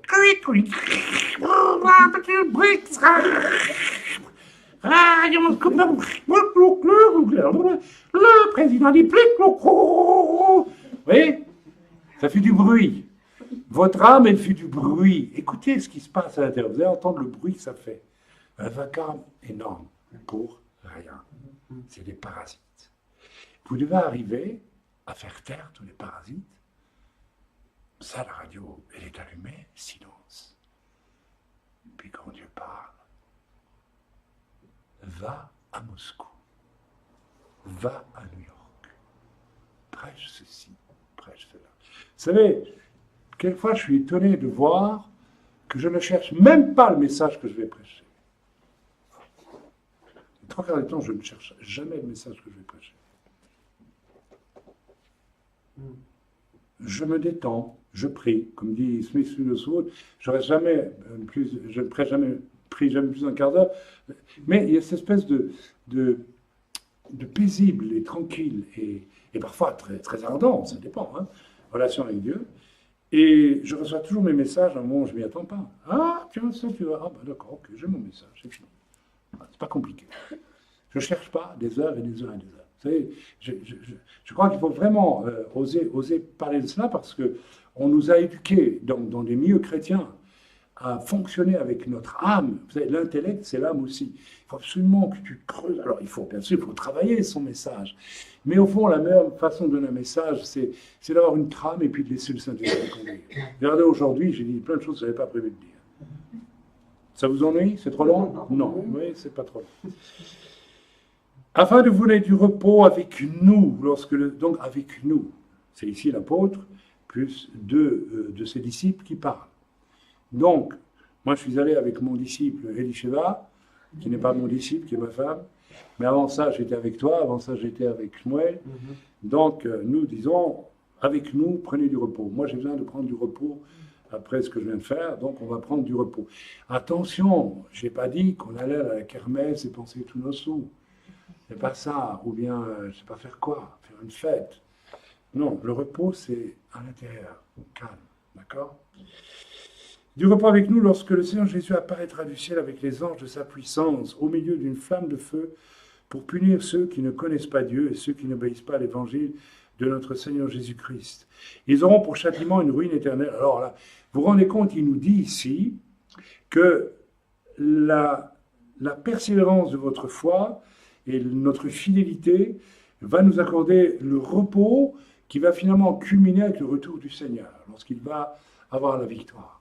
Donc les victoires que nous avons aujourd'hui à travers nos épreuves sont déjà une figure de la grande victoire qui va nous être accordée avec le repos définitif, puissant, gadol, hein, de notre Seigneur lorsqu'il va revenir. Et il revient bientôt. Mais je m'empresse de vous dire que c'est quand même pas tout de suite. Hein. Il ne faut pas oublier que Gog et Magog n'est pas réalisé. Alors les rabbins parlent d'une certaine façon de Gog et Magog. Moi, je suis plus évangélique de ce côté-là quand même. Et Gog et Magog, ça va être la destruction de la Russie, de l'Iran, tout ça, sur les montagnes d'Israël. Après ça, il y a le règne de l'Antéchrist, l'homme qui va se prendre pour Dieu. L'homme qui va se prendre pour Dieu. Ça sera un super fils de Jézabel, lui. Ça à tous les coups. Ça sera un Akab extrêmement puissant. Il sera peut-être même un chrétien. Ah oui, ce ne serait pas étonnant. Vous savez que c'est l'Église qui est sous le contrôle de la Reine du Ciel produit un état d'esprit antéchristique. C'est quand même inouï de penser que le système antéchristique peut être dans l'Église. Et il est dans l'Église. Ah, vous dites oui, les catholiques, oui, mais aussi les évangéliques. On ne rentre pas dans le détail aujourd'hui. Amen. Donc, voilà tout ce que j'avais à cœur de vous dire. Je vais retourner dans mes notes. Voilà, donc en cause un travail ardu pour établir la possibilité d'assembler sous base biblique et un contexte global, pas du tout biblique, là où je me rends pour le moment, n'est-ce pas? Alors, je vous ai parlé de tout cela. OK? Je pense que je vais peut-être m'arrêter là, à moins que je continue un peu la lecture. Amen. Verset 11, c'est pourquoi aussi nous prions continuellement pour vous. Enfin, le Seigneur m'a vraiment rappelé pendant que j'étais là-bas, dans ce pays de l'Est, qu'il fallait absolument que je prie pour vous. C'est pas que je ne le fais pas, mais parfois on est tellement pris. Donc, ça c'est pour moi. Je vais peut-être augmenter, c'est plusieurs fois que ça me le montre, la prière pour vous tous. Donc, et je sais pas, on va le faire. Hein, on le fait déjà, mais tu le fais beaucoup, toi, je sais. Voilà. Pour vous, afin que notre Dieu vous juge digne de la vocation et qu'il accomplisse par sa puissance tous les desseins bienveillants de sa bonté et l'œuvre de votre foi. Vous voyez, l'œuvre de votre foi. Vous êtes appelés à produire une œuvre par la foi. Et je dis tantôt, je n'ai pas terminé ma phrase, je dis quelque chose de prophétique. Je pense que, faites attention, certains d'entre vous, dans un temps de repos que Dieu vous demande, attends, ce n'est pas un temps de repos et puis reprendre le travail, c'est pas ça, mais de rentrer dans ce repos que vous méritez, le Seigneur veut peut-être justement sur une radio où il n'y a pas de parasites, vous parler. Je sens que le Seigneur va parler à certains parmi vous ces jours-ci. Donc soyez dans le calme, soyez dans la paix, priez, passez du temps avec Dieu, mais vérifiez bien que votre âme est silencieuse. D'accord? Et si elle n'est pas silencieuse parce qu'il y a un combat, il peut y avoir les raisons pour lesquelles votre âme n'est pas silencieuse, c'est toujours des œuvres de la chair, ou bien des œuvres qui résistent à l'esprit. Si par exemple, je suis gourmand, je donne un exemple, hein, eh bien, au-delà d'un certain point, ça devient indécent. Je ne sais pas si vous êtes d'accord avec moi, j'espère en tout cas. Il y a parfois des excès de table qui, moi, me choquent, me dérangent. C'est tellement vrai qu'avec l'âge, sans doute, moi, je mange de moins en moins parce que j'ai plus envie, ça m'intéresse. C'est comme ça, c'est une question d'âge aussi, on mange moins en vieillissant, je pense. Mais il y a aussi un détachement qui doit se faire. Hein. Un détachement. Et je vous invite à demander au Seigneur de vous donner ce détachement. Alors, manger ce qu'il faut manger, soyez pas, ne jouez pas au sein qui se flagelle, hein, je n'ai pas dit ça. Mais vous voyez ce que je veux dire. Mais il peut y avoir des domaines de notre vie où nous sommes excessivement attachés à certaines choses. C'est le signe d'un désordre. D'accord? Et généralement, les 7 péchés capitaux, comme on dit, hein, vont ensemble. Là, il y a un désordre, il y a souvent les autres qui ne sont pas loin. Donc, je ne vais pas faire une étude là-dessus aujourd'hui, mais soyez prudents. S'il y a du désordre dans votre vie, ça va faire des parasites dans votre âme, hein, c'est clair. Ça fait du bruit. Hein, quand je parle de la radio qu'on ouvre de son âme et qu'il n'y a pas de bruit, ça veut dire que tout est en ordre aussi avec Dieu. Eh oui, mais si vous avez de la convoitise, je ne sais pas, peut-être de la paresse ou peut-être une sensualité excessive.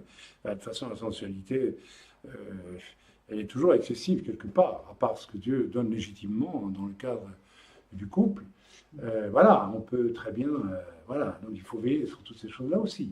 Hein, et voilà, il faut que notre âme soit absolument nettoyée de tout ce qui doit être nettoyé. Autrement, je ne peux pas être en paix. Et je ne peux pas non plus entendre la voix de Dieu. Hein.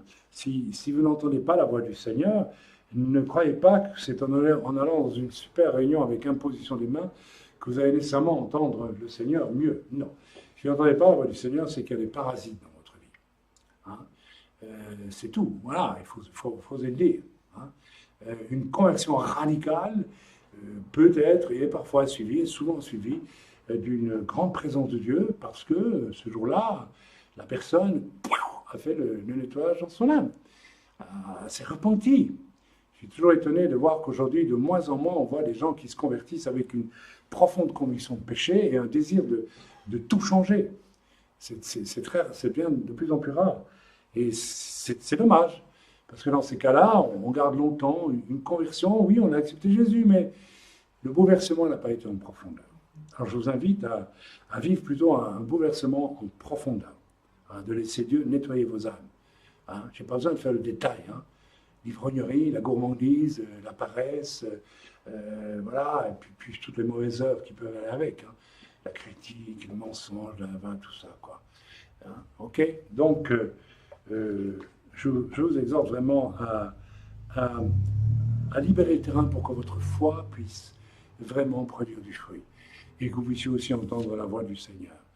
Moi, je me réjouirais d'entendre l'un d'entre vous qui vient me trouver, qui me dit, voilà, le Seigneur m'a parlé d'aller devenir missionnaire au Kamchatka ou en terre de feu, qu'est-ce que je sais, moi. Non, c'est vrai, pourquoi pas. Alors, je serais content. Peut-être que vous ne partirez pas demain, vous partirez peut-être dans 5 ans, ou dans 2 ans, ou 3 ans. Mais ça serait bien qu'on voit ce genre de choses. C'est pas vous, mais en tout cas, moi j'ai pas un désir de servir le Seigneur, je n'aime pas ça, mais une soif de servir le Seigneur depuis ma conversion, parce que ça a été un bouleversement tellement profond. Hein. Donc réjouissez-vous, je pense que vous l'avez aussi ce désir, non? Qui a cette soif de servir le Seigneur? Alors c'est très bien, magnifique, tout le monde. Voilà, ok. Bien, alors on va peut-être s'arrêter là pour ce matin. Ok. Et puis, nous y reviendrons peut-être. Où est-ce qu'on continue carrément et on finit? On finit? Vous êtes d'accord? Et on mange après? On prie? Et chez vous et moi, on va peut-être sortir pour se reposer. Alors, on continue avec. Tu feras un deuxième message? Ou bien non, on laisse tout sur le même. Voilà, j'avais à cœur de vous lire aussi. Voilà. Donc là, oui, 2 Timothée 3, du verset 1 à la fin.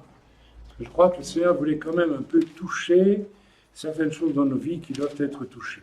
Au reste, frères, priez pour nous, afin que la parole du Seigneur se répande et soit glorifiée. Oui, le Seigneur m'a demandé de vous... Vous savez, Paul, très régulièrement, demande qu'on prie pour lui. Or, il y a une réalité, c'est que très souvent, les chrétiens s'attendent à ce qu'on prie pour eux, mais ne pensent pas du tout, et c'est pas logique, à prier pour les serviteurs. Un homme de Dieu est en première ligne là où vous n'êtes pas. Même si vous avez eu des attaques et que vous avez traversé ces attaques, les pressions que nous avons vécues, la difficulté du travail est plus grande pour nous, c'est un fait. D'être confronté directement avec le problème est différent que et seul souvent, ou avec une seule personne derrière soi, ou avec des personnes pas encore vraiment prêtes, comme ça a été le cas cette fois, hein, ce qu'on a vécu cette fois. J'étais seul avec mon épouse, mais voilà, vous avez toute la communauté avec vous, et si vous avez des combats, on vous entoure, on prie, etc., etc. D'accord. Donc, il y a une priorité qui est de prier pour Paul demande en tant qu'apôtre, priez pour moi, je suis en première ligne. Moi, je sais très bien quand on prie pour moi, parce que les choses vont de l'avant. Je ne peux pas dire que j'entends la voix du Seigneur qui me dit ils ont prié pour toi, mais je le vois, parce que les choses avancent, parfois d'une façon très rapide, très forte. C'est fatalement parce que j'ai prié, mais aussi parce que vous, et peut-être plus parce que vous avez prié.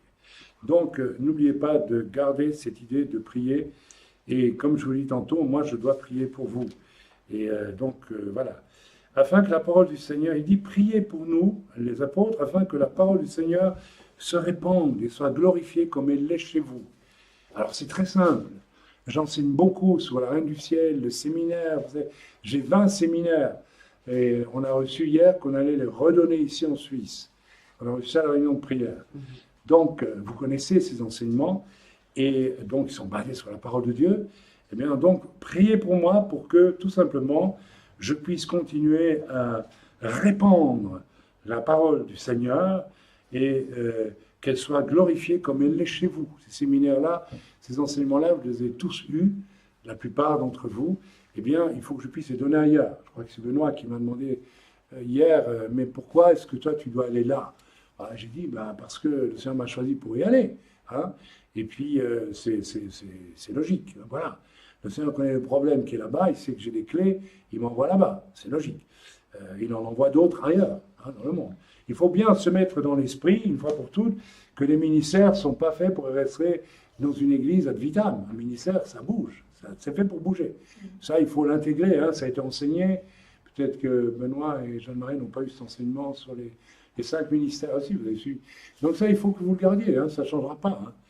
Ne comptez pas sur moi pour être ici 1 an ou 2 ans d'affilée, gentil pasteur. Non, vous avez un ancien, vous avez un autre ancien qui nous visite. Voilà, vous avez ce qu'il faut. Hein. Et puis vous avez de toute façon la facilité de mes enseignements par Internet, alors que du temps de Paul, ça n'existait pas. Hein.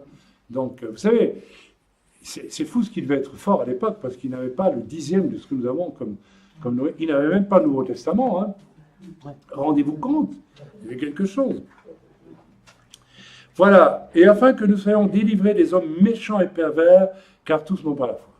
Donc priez aussi pour que nous, alors dans le chantier qui commence maintenant là-bas, donc j'espère qu'il va grandir, parce que le prochain défi, je ne donne pas la date, hein, vous la connaissez, c'est un énorme défi.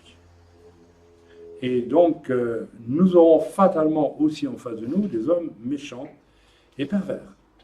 Pervers, ça veut dire pervers. Menteur, tricheur. On en trouve toujours. Une fois on travaille dans l'Église aujourd'hui, malheureusement, l'Église pyramidale, avec son système dénominationnel, elle a peur de ce qui se construit de manière biblique. Donc il y a toujours, je rencontre ça régulièrement, des hommes pervers et méchants qui vont vouloir vous arrêter, qui vont vouloir vous combattre. Car tous n'ont pas la foi. Je vois ça dans le cas présent, pour construire d'une façon biblique, sur des bases bibliques, telles que nous, on nous l'a enseigné, tel qu'on le connaît depuis des années maintenant, il faut vraiment une sacrée foi. Parce qu'on est presque seul contre pas mal de monde. Et il a fallu, alors moi je suis loin d'être quelqu'un d'important, hein, mais c'est sûr que quand je pense à Luther, je pense à Calvin, malgré qu'il n'ait pas du tout accompli tout ce qu'il aurait fallu, ben, ils ont fait ce qu'ils pouvaient à l'époque. Il leur a fallu une foi extraordinaire pour se confronter à la seule Église qui dirigeait tout à l'époque, l'Église de Rome. Il a fallu un courage, une foi phénoménale. Je ne sais pas si vous vous rendez compte. Étudiez un peu l'histoire de l'Église, vous allez voir. Mais écoutez, ils avaient en face de l'Église plus les princes et les rois qui étaient catholiques. On rend compte que Luther a dû venir se justifier devant Charles Quint, l'empereur Charles Quint. C'est Charles Quint, non? Charles Quint. C'était avant, c'est ça, ou non? Envers l'Allemagne. Mais vous vous rendez compte? Vous savez ce que c'était que l'empereur Charles Quint? Son empire s'en allait de l'Espagne à l'Allemagne, en passant par la... Oui, enfin, vous connaissez l'histoire quand même. C'était des gens d'une puissance. Il aurait pu faire ça avec Luther, hein, c'est fini. Hein. Un peu le courage, la foi qu'il a fallu pour aller clouer son papier sur l'église de Wittenberg. C'est ça, c'est à Wittenberg, oui, Wittenberg. En sachant ce que ça a déclenché. Une foi. C'est du courage et de la foi. Il faut être sûr de soi. Il faut savoir que ça vient de Dieu. Et c'est ça qui finalement... vous savez, moi, je suis parfois très perplexe avec des serviteurs de Dieu qui me disent « Je cherche une vision. » Ah, tu cherches une vision? Dieu t'a rien dit à toi? Mais qu'est-ce que tu fais là, alors? Va travailler à la poste, je ne sais pas, il n'y a rien de déshonorant, ou fais quelque chose. C'est pas ta place. Normalement, si on est vraiment mandaté par Dieu, on reçoit une vision des choses, et après, il faut de la foi pour la faire vivre. Or, moi, j'ai vu, quand je circulais dans pas mal de milieux évangéliques, hein, sur 4 continents, quand même pendant 15 ans, eh bien, les grandes questions, c'est avoir une vision, c'est avoir de la foi. Les serviteurs de Dieu qui ont besoin de la foi, je ne comprends pas. Si je reçois quelque chose du Seigneur, moi, mon cerveau, il est prisonnier. Il y a une main de fer qui tient mon cœur, mon cerveau, et je ne peux pas faire autre chose que d'y aller, d'avoir la foi. Parce que quand c'est Dieu qui te met quelque chose là, et là, c'est d'une force telle que tu es prêt à mourir. Mais tu vas le faire. Amen. Donc c'est important, hein, la foi. Afin que nous soyons délivrés des hommes méchants et pervers, car tous n'ont pas la foi.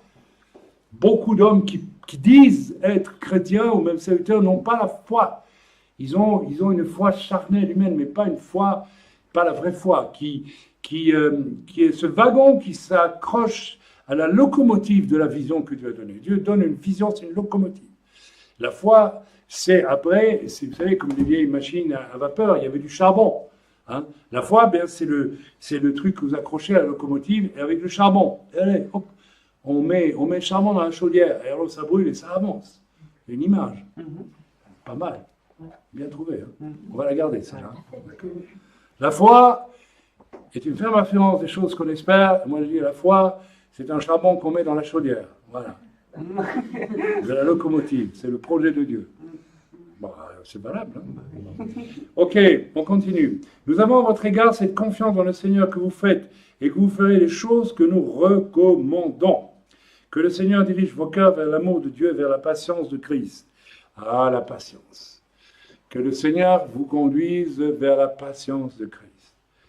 Pour avoir de la patience, comment on reçoit de la patience? C'est fort ce qu'il dit là. Parce qu'on découvre la patience du Seigneur à notre égard. Alors si on est un peu intelligent, et donc un peu humble, et très, très humble si possible, eh bien on va se rendre compte, et moi rien qu'en le disant, j'ai honte, la patience que le Seigneur a avec moi. Il a eu avec moi. Donc, je vais moi aussi découvrir la patience avec les autres. Attention à nos réactions quand nous voyons quelque chose qui ne va pas chez les autres. Attention. C'est quelque chose qu'il faut apprendre. Parfois, nous réagissons, s'il fait ça, moi je le mets dehors de chez moi, etc. Quoi? Tu n'as pas plus de patience que ça avec ton frère ou ta soeur? Pourtant, avec toi, Dieu en a eu de la patience. Vous savez, mais il faut le reconnaître, parfois, nous pouvons être des véritables brutes. Quand je dis brutes, je parle de personnalités vraiment grossières, qui font n'importe quoi, qui offensent la patience de Dieu de façon incroyable. C'est même plus que la patience. Ils pourraient recevoir la colère de Dieu sur eux, mais comme Dieu voit qu'ils sont... Vous savez, c'est comme un bœuf, quand il est fou, on pourrait le tuer pour avoir la paix, mais bon, on va attendre, quoi. On va attendre qu'il se calme. Il défonce tout. Il n'a aucune patience, il n'a aucune maîtrise de soi. Alors, essayons de prendre conscience de la patience que Dieu a eue à notre égard, avant de juger les autres. Plus l'œuvre que le Seigneur voudra faire autour de vous sera forte, plus vous allez devoir apprendre une immense patience avec les autres. Croyez-moi, pour aller là où nous allons là, tu étais avec moi pendant les 3 semaines. Tu as vu quelle patience il a fallu avoir. Pas qu'ils étaient insupportables, mais tellement dans leur âme. Et il a fallu garder, ne jamais répondre de travers, ne jamais répondre pour leur faire plaisir, garder toujours le calme avec le sourire, l'amour, la patience, répondre avec des paroles de sagesse. On était épuisés par moments. Épuisés. J'étais épuisé. J'ai cru que j'allais mourir, tellement ils m'ont fatigué.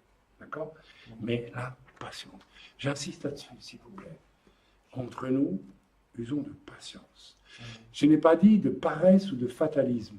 Je veux dire, je peux dire à mon frère, ceci dans ta vie ne va pas, mais ce n'est pas une raison pour lui mettre des ultimatums. Vous voyez ce que je veux dire? Ça, c'est facile à faire. Songe, toi, à la patience que Dieu a eue avec toi. Et aura peut-être encore avec toi. Songe à tes propres gaffes et à tes propres bêtises avant de pointer du doigt trop sévèrement la bêtise chez l'autre. Autrement dit, il ne faut pas laisser passer quand quelque chose est vraiment... Autrement, on devient un lâche. Mais il y a une façon de faire. D'accord? Nous vous recommandons, frères, au nom de notre Seigneur Jésus-Christ, de vous éloigner... Alors, on continue. Verset 6. Nous vous recommandons, frères, au nom de notre Seigneur Jésus-Christ, de vous éloigner de tout frère ou sœur qui vit dans le désordre et non selon les instructions que vous avez reçues de nous. Je vous dis honnêtement, je crois que Dieu nous a appris la patience avec le couple qui nous a quittés. Parce que cet homme était un parasite complet, il faut dire la vérité. On ne va pas donner de détails. Plus de désordre que ça, camouflé derrière des apparences, vous ne pouvez pas trouver. Ce sera à faire aujourd'hui. Je m'éloignerai de... Là, on l'a mis au banc, je ne sais pas combien de fois. Okay? Donc, on devrait le refaire. Donc, il faut parfois mettre au banc de l'Église certaines personnes qui persévèrent dans leur désordre. Mais il faut le faire aussi avec amour. Vous avez remarqué, on n'a jamais maltraité cet homme, on n'a pas été sévère parce qu'il nous en a fait voir. Il nous a fait honte parfois. Alors la Bible nous dit, voilà, éloignez-vous de tout frère qui vit dans le désordre. Ça ne veut pas dire le rejeter. S'éloigner, ça veut dire prendre une distance. OK? Parce que celui qui est dans l'œuvre et avec qui on prend une distance parce qu'il ne veut pas changer sa vie de désordre, il va se sentir mal à l'aise. Mais ce n'est pas la raison pour le rejeter d'une façon tellement injuste. Vous voyez?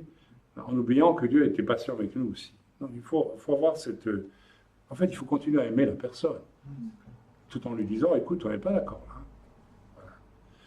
Vous savez vous-même comment il faut nous imiter, car nous n'avons pas vécu parmi vous dans le désordre. Nous n'avons mangé gratuitement le pain de personne, mais dans le travail et dans la peine, nous avons été nuit et jour à l'œuvre pour n'être à la charge d'aucun de vous. Alors, je m'empresse tout de suite de dire, parce que il y a tout de suite des petits malins qui se rappliquent. Oui, tous les pasteurs devraient travailler. Écoutez, il y a d'autres passages. On voit très bien que Paul a vécu grâce aux dons et au support. Et c'est ici, vis-à-vis des Thessaloniciens, il était en position. D'ailleurs, je viens d'aller dans les pays de l'Est. Tu es témoin. Moi, je suis témoin, tu es témoin. On n'a pas demandé un franc. Pourquoi ? Parce que comme Paul ici, conduit par l'Esprit, le Seigneur m'a dit, tu ne le fais pas. Parce qu'ils ont déjà eu de faux apôtres qui sont venus pour leur piquer du fric. Moi, j'avais besoin de rien du tout. Rien du tout, puisque j'ai mes soutiens, aucune raison d'aller chercher de l'argent là-bas. Il n'y a pas de raison. En plus, ils n'ont rien, les pauvres. Donc, ok, vous voyez, c'est un cas spécifique.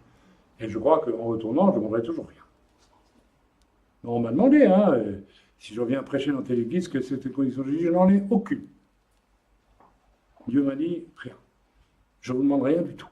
Voilà. Je ne veux pas être à votre charge. D'ailleurs, on vient de faire un voyage important où j'ai pris en charge tous les frais pour 4 personnes.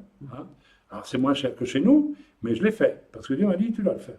Donc, attention, c'est lié aux circonstances. Ce n'est pas systématique. Parce que j'ai connu ce discours hypocrite. Des gens qui disent comme ça, je ne donne rien du tout. Hein. Le pasteur n'a qu'à travailler. C'est absolument, permettez-moi l'expression, c'est dégueulasse. Quand j'ai appris ici, en Suisse, il y a des années et des années, qu'il y avait un pasteur dans une église de 150 membres qui devait travailler, parce que l'église ne lui donnait qu'un tout petit rikiki, 150 personnes, et on ne peut pas nourrir un pasteur qui travaille, c'est pas possible. Donc lui, il élève une famille, il travaille et il doit être pasteur. C'est bien connu, et c'est de Dieu, ils font rien. Hein. Quelqu'un a dit ça un jour. Oui, les pasteurs, ils font rien, ils prêchent. C'est pas du travail. Non, d'accord. C'est pas important. Bon, ok, donc c'est clair pour tout le monde, ça? Bien. Nous n'avons mangé gratuitement le pain de personne, mais dans le travail et dans la peine, nous avons été nuit et jour à l'œuvre pour n'être à la charge d'aucun de vous. C'était donc passager et occasionnel, on s'est compris? Bon. Ce n'est pas que nous n'en ayons pas le droit. Paul le dit. On a le droit. On aurait le droit de vous demander des sous. Mais voilà, conduit par le Seigneur, il ne le fait pas. Mais nous avons voulu vous donner en nous-mêmes un modèle à imiter. Donc là-bas, d'où je viens, c'est la 3e fois qu'on y va, ou la 4e, je ne sais plus, je leur ai donné un modèle à imiter. Parce qu'ils m'ont dit, mais un apôtre, et je dis, ben voilà, un apôtre, ce n'est pas quelqu'un qui vient chercher ni de la gloire, ni de l'argent. C'est quelqu'un qui donne. Et on a fait plus que donner. Parce qu'on leur a donné, nous on leur a donné. D'accord ? Et on voit que Paul, par moment, il va donner à l'église. Il va faire venir de l'argent d'une église vers une autre église. Par exemple, l'église de... c'est laquelle déjà? Qui va donner de l'argent pour Jérusalem? C'est les Philippiens, je pense. Hein. Ok, on continue. Là, car lorsque nous étions chez vous, nous vous disions expressément, si quelqu'un... La réalité, c'est qu'il y avait dans l'église des Thessaloniciens quelques personnes qui ne voulaient pas travailler. Et c'est pour ça que Paul ne voulait pas de salaire. Il veut donner l'exemple de quelqu'un qui se donne à fond et qui n'en retire même rien. Pour faire honte à ceux qui ne voulaient pas travailler. En fait, quand on lit les commentaires, ils sont bien faits, on se rend compte qu'à Thessalonique, il y avait, c'est en Grèce, hein, Acropolis, Seigneur, on fait la sieste. S'il y a les Grecs qui m'écoutent, ils vont pas être contents. Non, ça n'est pas ça, les Grecs. J'ai rien contre les Grecs, j'aime beaucoup les Grecs en plus. J'aime beaucoup la langue grecque est une langue sublime, hein, c'est très beau. Non, vous n'aimez pas le grec, c'est beau, c'est une langue. Bon, voilà, bon, je fais un petit détour pour rassurer tout le monde, parce que tout le monde va avoir tous les Grecs sur le dos. Et puis, j'ai pas envie, ok? Voilà, mais il y avait quelques petits paresseux qui, ça coulait un peu, voilà, ils cherchaient pas. Car lorsque nous étions chez vous, nous vous disions expressément, si quelqu'un ne veut pas travailler, qu'il ne mange pas non plus. À l'époque, le premier besoin, c'est la nourriture et les vêtements, c'est tout. Hein, on n'achetait pas de bagnole et tout ça, donc tu ne veux pas travailler, ben, tu ne manges pas. Voilà. On pourrait dire ça, voilà, si quelqu'un parmi nous était dans cette situation, est-ce qu'on devrait l'aider? Ben non. On doit aider dans le corps, mais si on se rend compte qu'il y a... je me rappelle d'une époque où nous avions ici un couple, il y a des années, qui avait demandé de l'aide financièrement, et en priant, le Seigneur nous avait dit non, parce qu'ils ne sont pas honnêtes. Il y avait quelque chose qui était caché. Et après, on leur a dit, bon voilà, ça nous embête de vous le dire, mais on a reçu ça en priant. Alors ils ont avoué, ils ont dit oui c'est vrai, en fond, raison, on triche pour ceci, pour cela. C'est là bloqué. Ils sont partis, ils ne sont plus là, depuis longtemps. Ils ont fait des gros dégâts. Alléluia. Mais c'est toujours ces gens-là qui racontent plein d'histoires après. Ne cherchez pas plus loin si vous voulez. Vous savez, je suis toujours en train de me demander, après autant d'années, comment est-il possible de laisser des gens que vous ne connaissez pas arriver chez vous et vous dire n'importe quoi sur Pierre, Jacques et Paul. Moi, vous savez, j'ai compris tout de suite quand c'est comme ça. Je sais que j'ai affaire à un bandit. J'ai affaire à un bandit, ou à une bandite. On dit une bandite? Une bandite. Nous apprenons cependant qu'il y en a parmi vous quelques-uns qui vivent dans le désordre, qui ne travaillent pas, mais qui s'occupent de futilité. Ah oui, évidemment, si tu ne bosses pas, je me rappelle, famille, pendant 3 ans, le bonhomme, sa femme allait travailler, elle en a fait une dépression nerveuse, lui, il ne faisait rien. Il prétendait qu'il avait un appel de prophète, donc il attendait en fait qu'on lui file des sous, quoi. Mais on ne lui a jamais filé des sous. Alors, malgré tout, il est devenu gros, il avait grossi, hein, il est devenu énorme. Et puis, il faisait quoi? Ben, il faisait rien du tout. Donc, quand il n'avait rien à faire, il passait son temps à des bêtises. Des bricoles, en faisant des machins, des bêtises, des trucs sans intérêt. Donc, voilà. Donc, prenons garde hein, d'être attachés à des choses essentielles. Voilà. Et commençons par prendre nos responsabilités dans la vie au lieu de passer notre temps à des bricoles, à des bêtises, à des choses secondaires. Amen. Nous invitons, voilà, qui s'occupent de futilité. Évidemment, quand on vit dans le désordre et que, par exemple, on refuse de travailler, ben, écoutez, on va s'ennuyer. Donc, on va aller dans des choses futiles. Qu'est-ce que vous voulez faire? D'accord? Mais nous invitons ces gens-là et nous les exhortons par le Seigneur Jésus-Christ à manger leur propre pain en travaillant paisiblement. Et je dis bien en travaillant paisiblement, parce que si le travail est une chose qui provient d'une malédiction au moment de la chute, en Christ, accepter le travail est une bénédiction. Et moi, j'ai travaillé 7 ans après ma conversion, puisque j'étais un homme de théâtre, j'ai arrêté le théâtre, bien sûr, à ma conversion. Mais après, j'ai eu 3 emplois différents. Je n'ai jamais été... Ok, j'ai bossé, j'étais fatigué, tout ça, mais j'étais heureux. En Christ, le travail devient paisible. Tu es heureux dans ton travail? Il est heureux dans son travail. Tu es heureux dans ton travail? Il est heureux dans son travail. En Christ, nous ne sommes pas sous... Quand je n'étais pas chrétien, travailler, c'est pas un travail, quoi. Hein, les païens le disent, hein, le lundi, c'est le jour le plus heureux de la semaine. Hein. Pas pour un chrétien. Moi, le lundi, j'étais content d'aller travailler. Ah, chouette, qu'est-ce qu'on va faire? On y va. Ah, c'est fatigant, mais vous avez cet avantage en Christ que vous pouvez travailler paisiblement. Paisiblement. Si vous ne travaillez pas paisiblement, il y a peut-être un problème, il faut se poser une question. Pour vous, frères, ne vous lassez pas de faire le bien, et si quelqu'un n'obéit pas à ce que nous disons par cette lettre, notez-le, et n'ayez point de relation avec lui, afin qu'il éprouve de la honte. Ne le regardez pas comme un ennemi, mais avertissez-le comme un frère. C'est ce que je dis tantôt.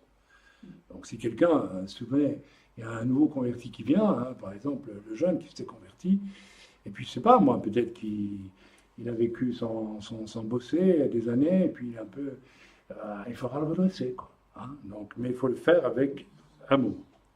Il ne faut pas être hypocrite, et Paul va jusqu'à dire n'ayez pas de relation avec lui. C'est-à-dire n'allez pas chez lui, manger, discuter, tout ça. Non, je tiens une certaine distance parce que, vous savez, moi quand je me suis converti, j'en suis reconnaissant au Seigneur, c'était un peu dur, mais les chrétiens dans l'assemblée où j'allais, ils avaient une distance avec moi quand même. Pourquoi? Parce qu'ils sentaient encore bien que, voilà, je sortais du monde, quoi. Il y avait des choses à corriger dans ma vie. Eh bien, ils avaient raison. Alors, il ne faut pas, attention, il faut faire attention que ça ne devienne pas du mépris ou un esprit de supériorité ou un esprit religieux. Hein. Il faut, au contraire, ne le regardez pas comme un ennemi, mais avertissez-le comme un frère ou une sœur, si c'est une sœur. Amen. Que le Seigneur de la paix vous donne lui-même la paix en tout temps, de toute manière. Que le Seigneur soit avec vous tous. Je vous salue. Shalom, donc, moi, Paul, de ma propre main, c'est là ma signature dans toutes mes lettres, c'est ainsi que j'écris.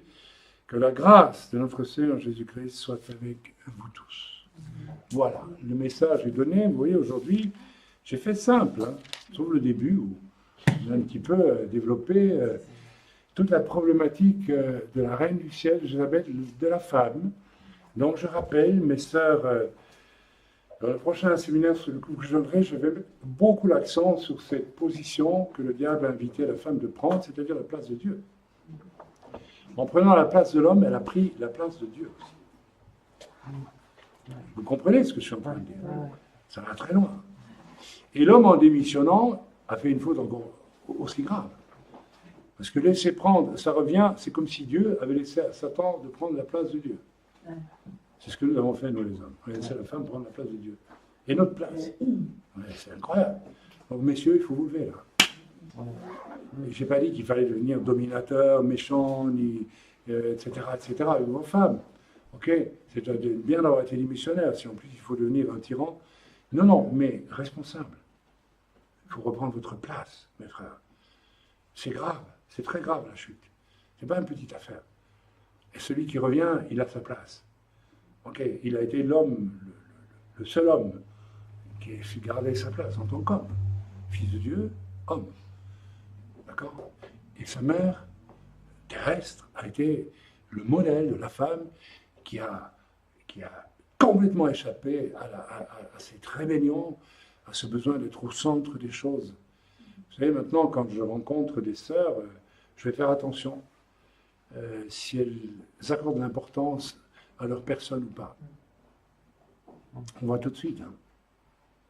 Et il y a des femmes qui se promènent là. Ça veut dire, tu m'as vu? Moi, je t'ai vu, mais...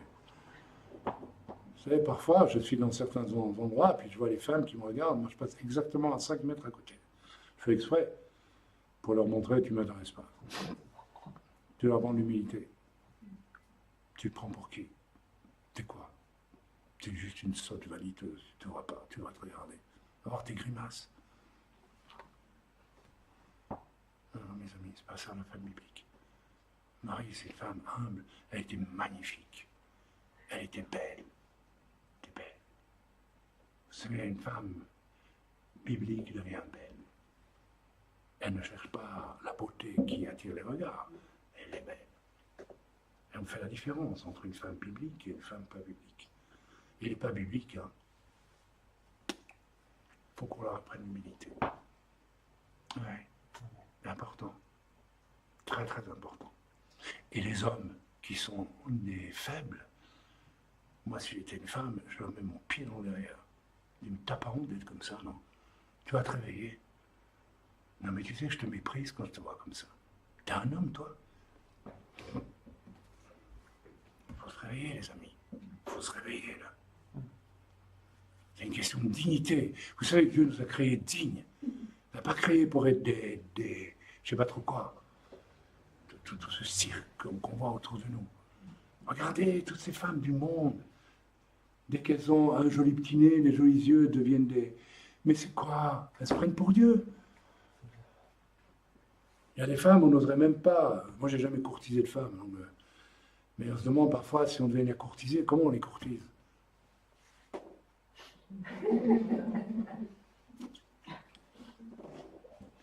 Et puis quand tu creuses un peu derrière, il n'y a rien. Il n'y a rien. Il n'y a rien du tout. Ou alors il y a les sous de papa, ou quelquefois. J'en ai vu une l'autre jour, je ne sais pas où, sur Internet, je dis, oh là là, quel bazar ces filles. Une-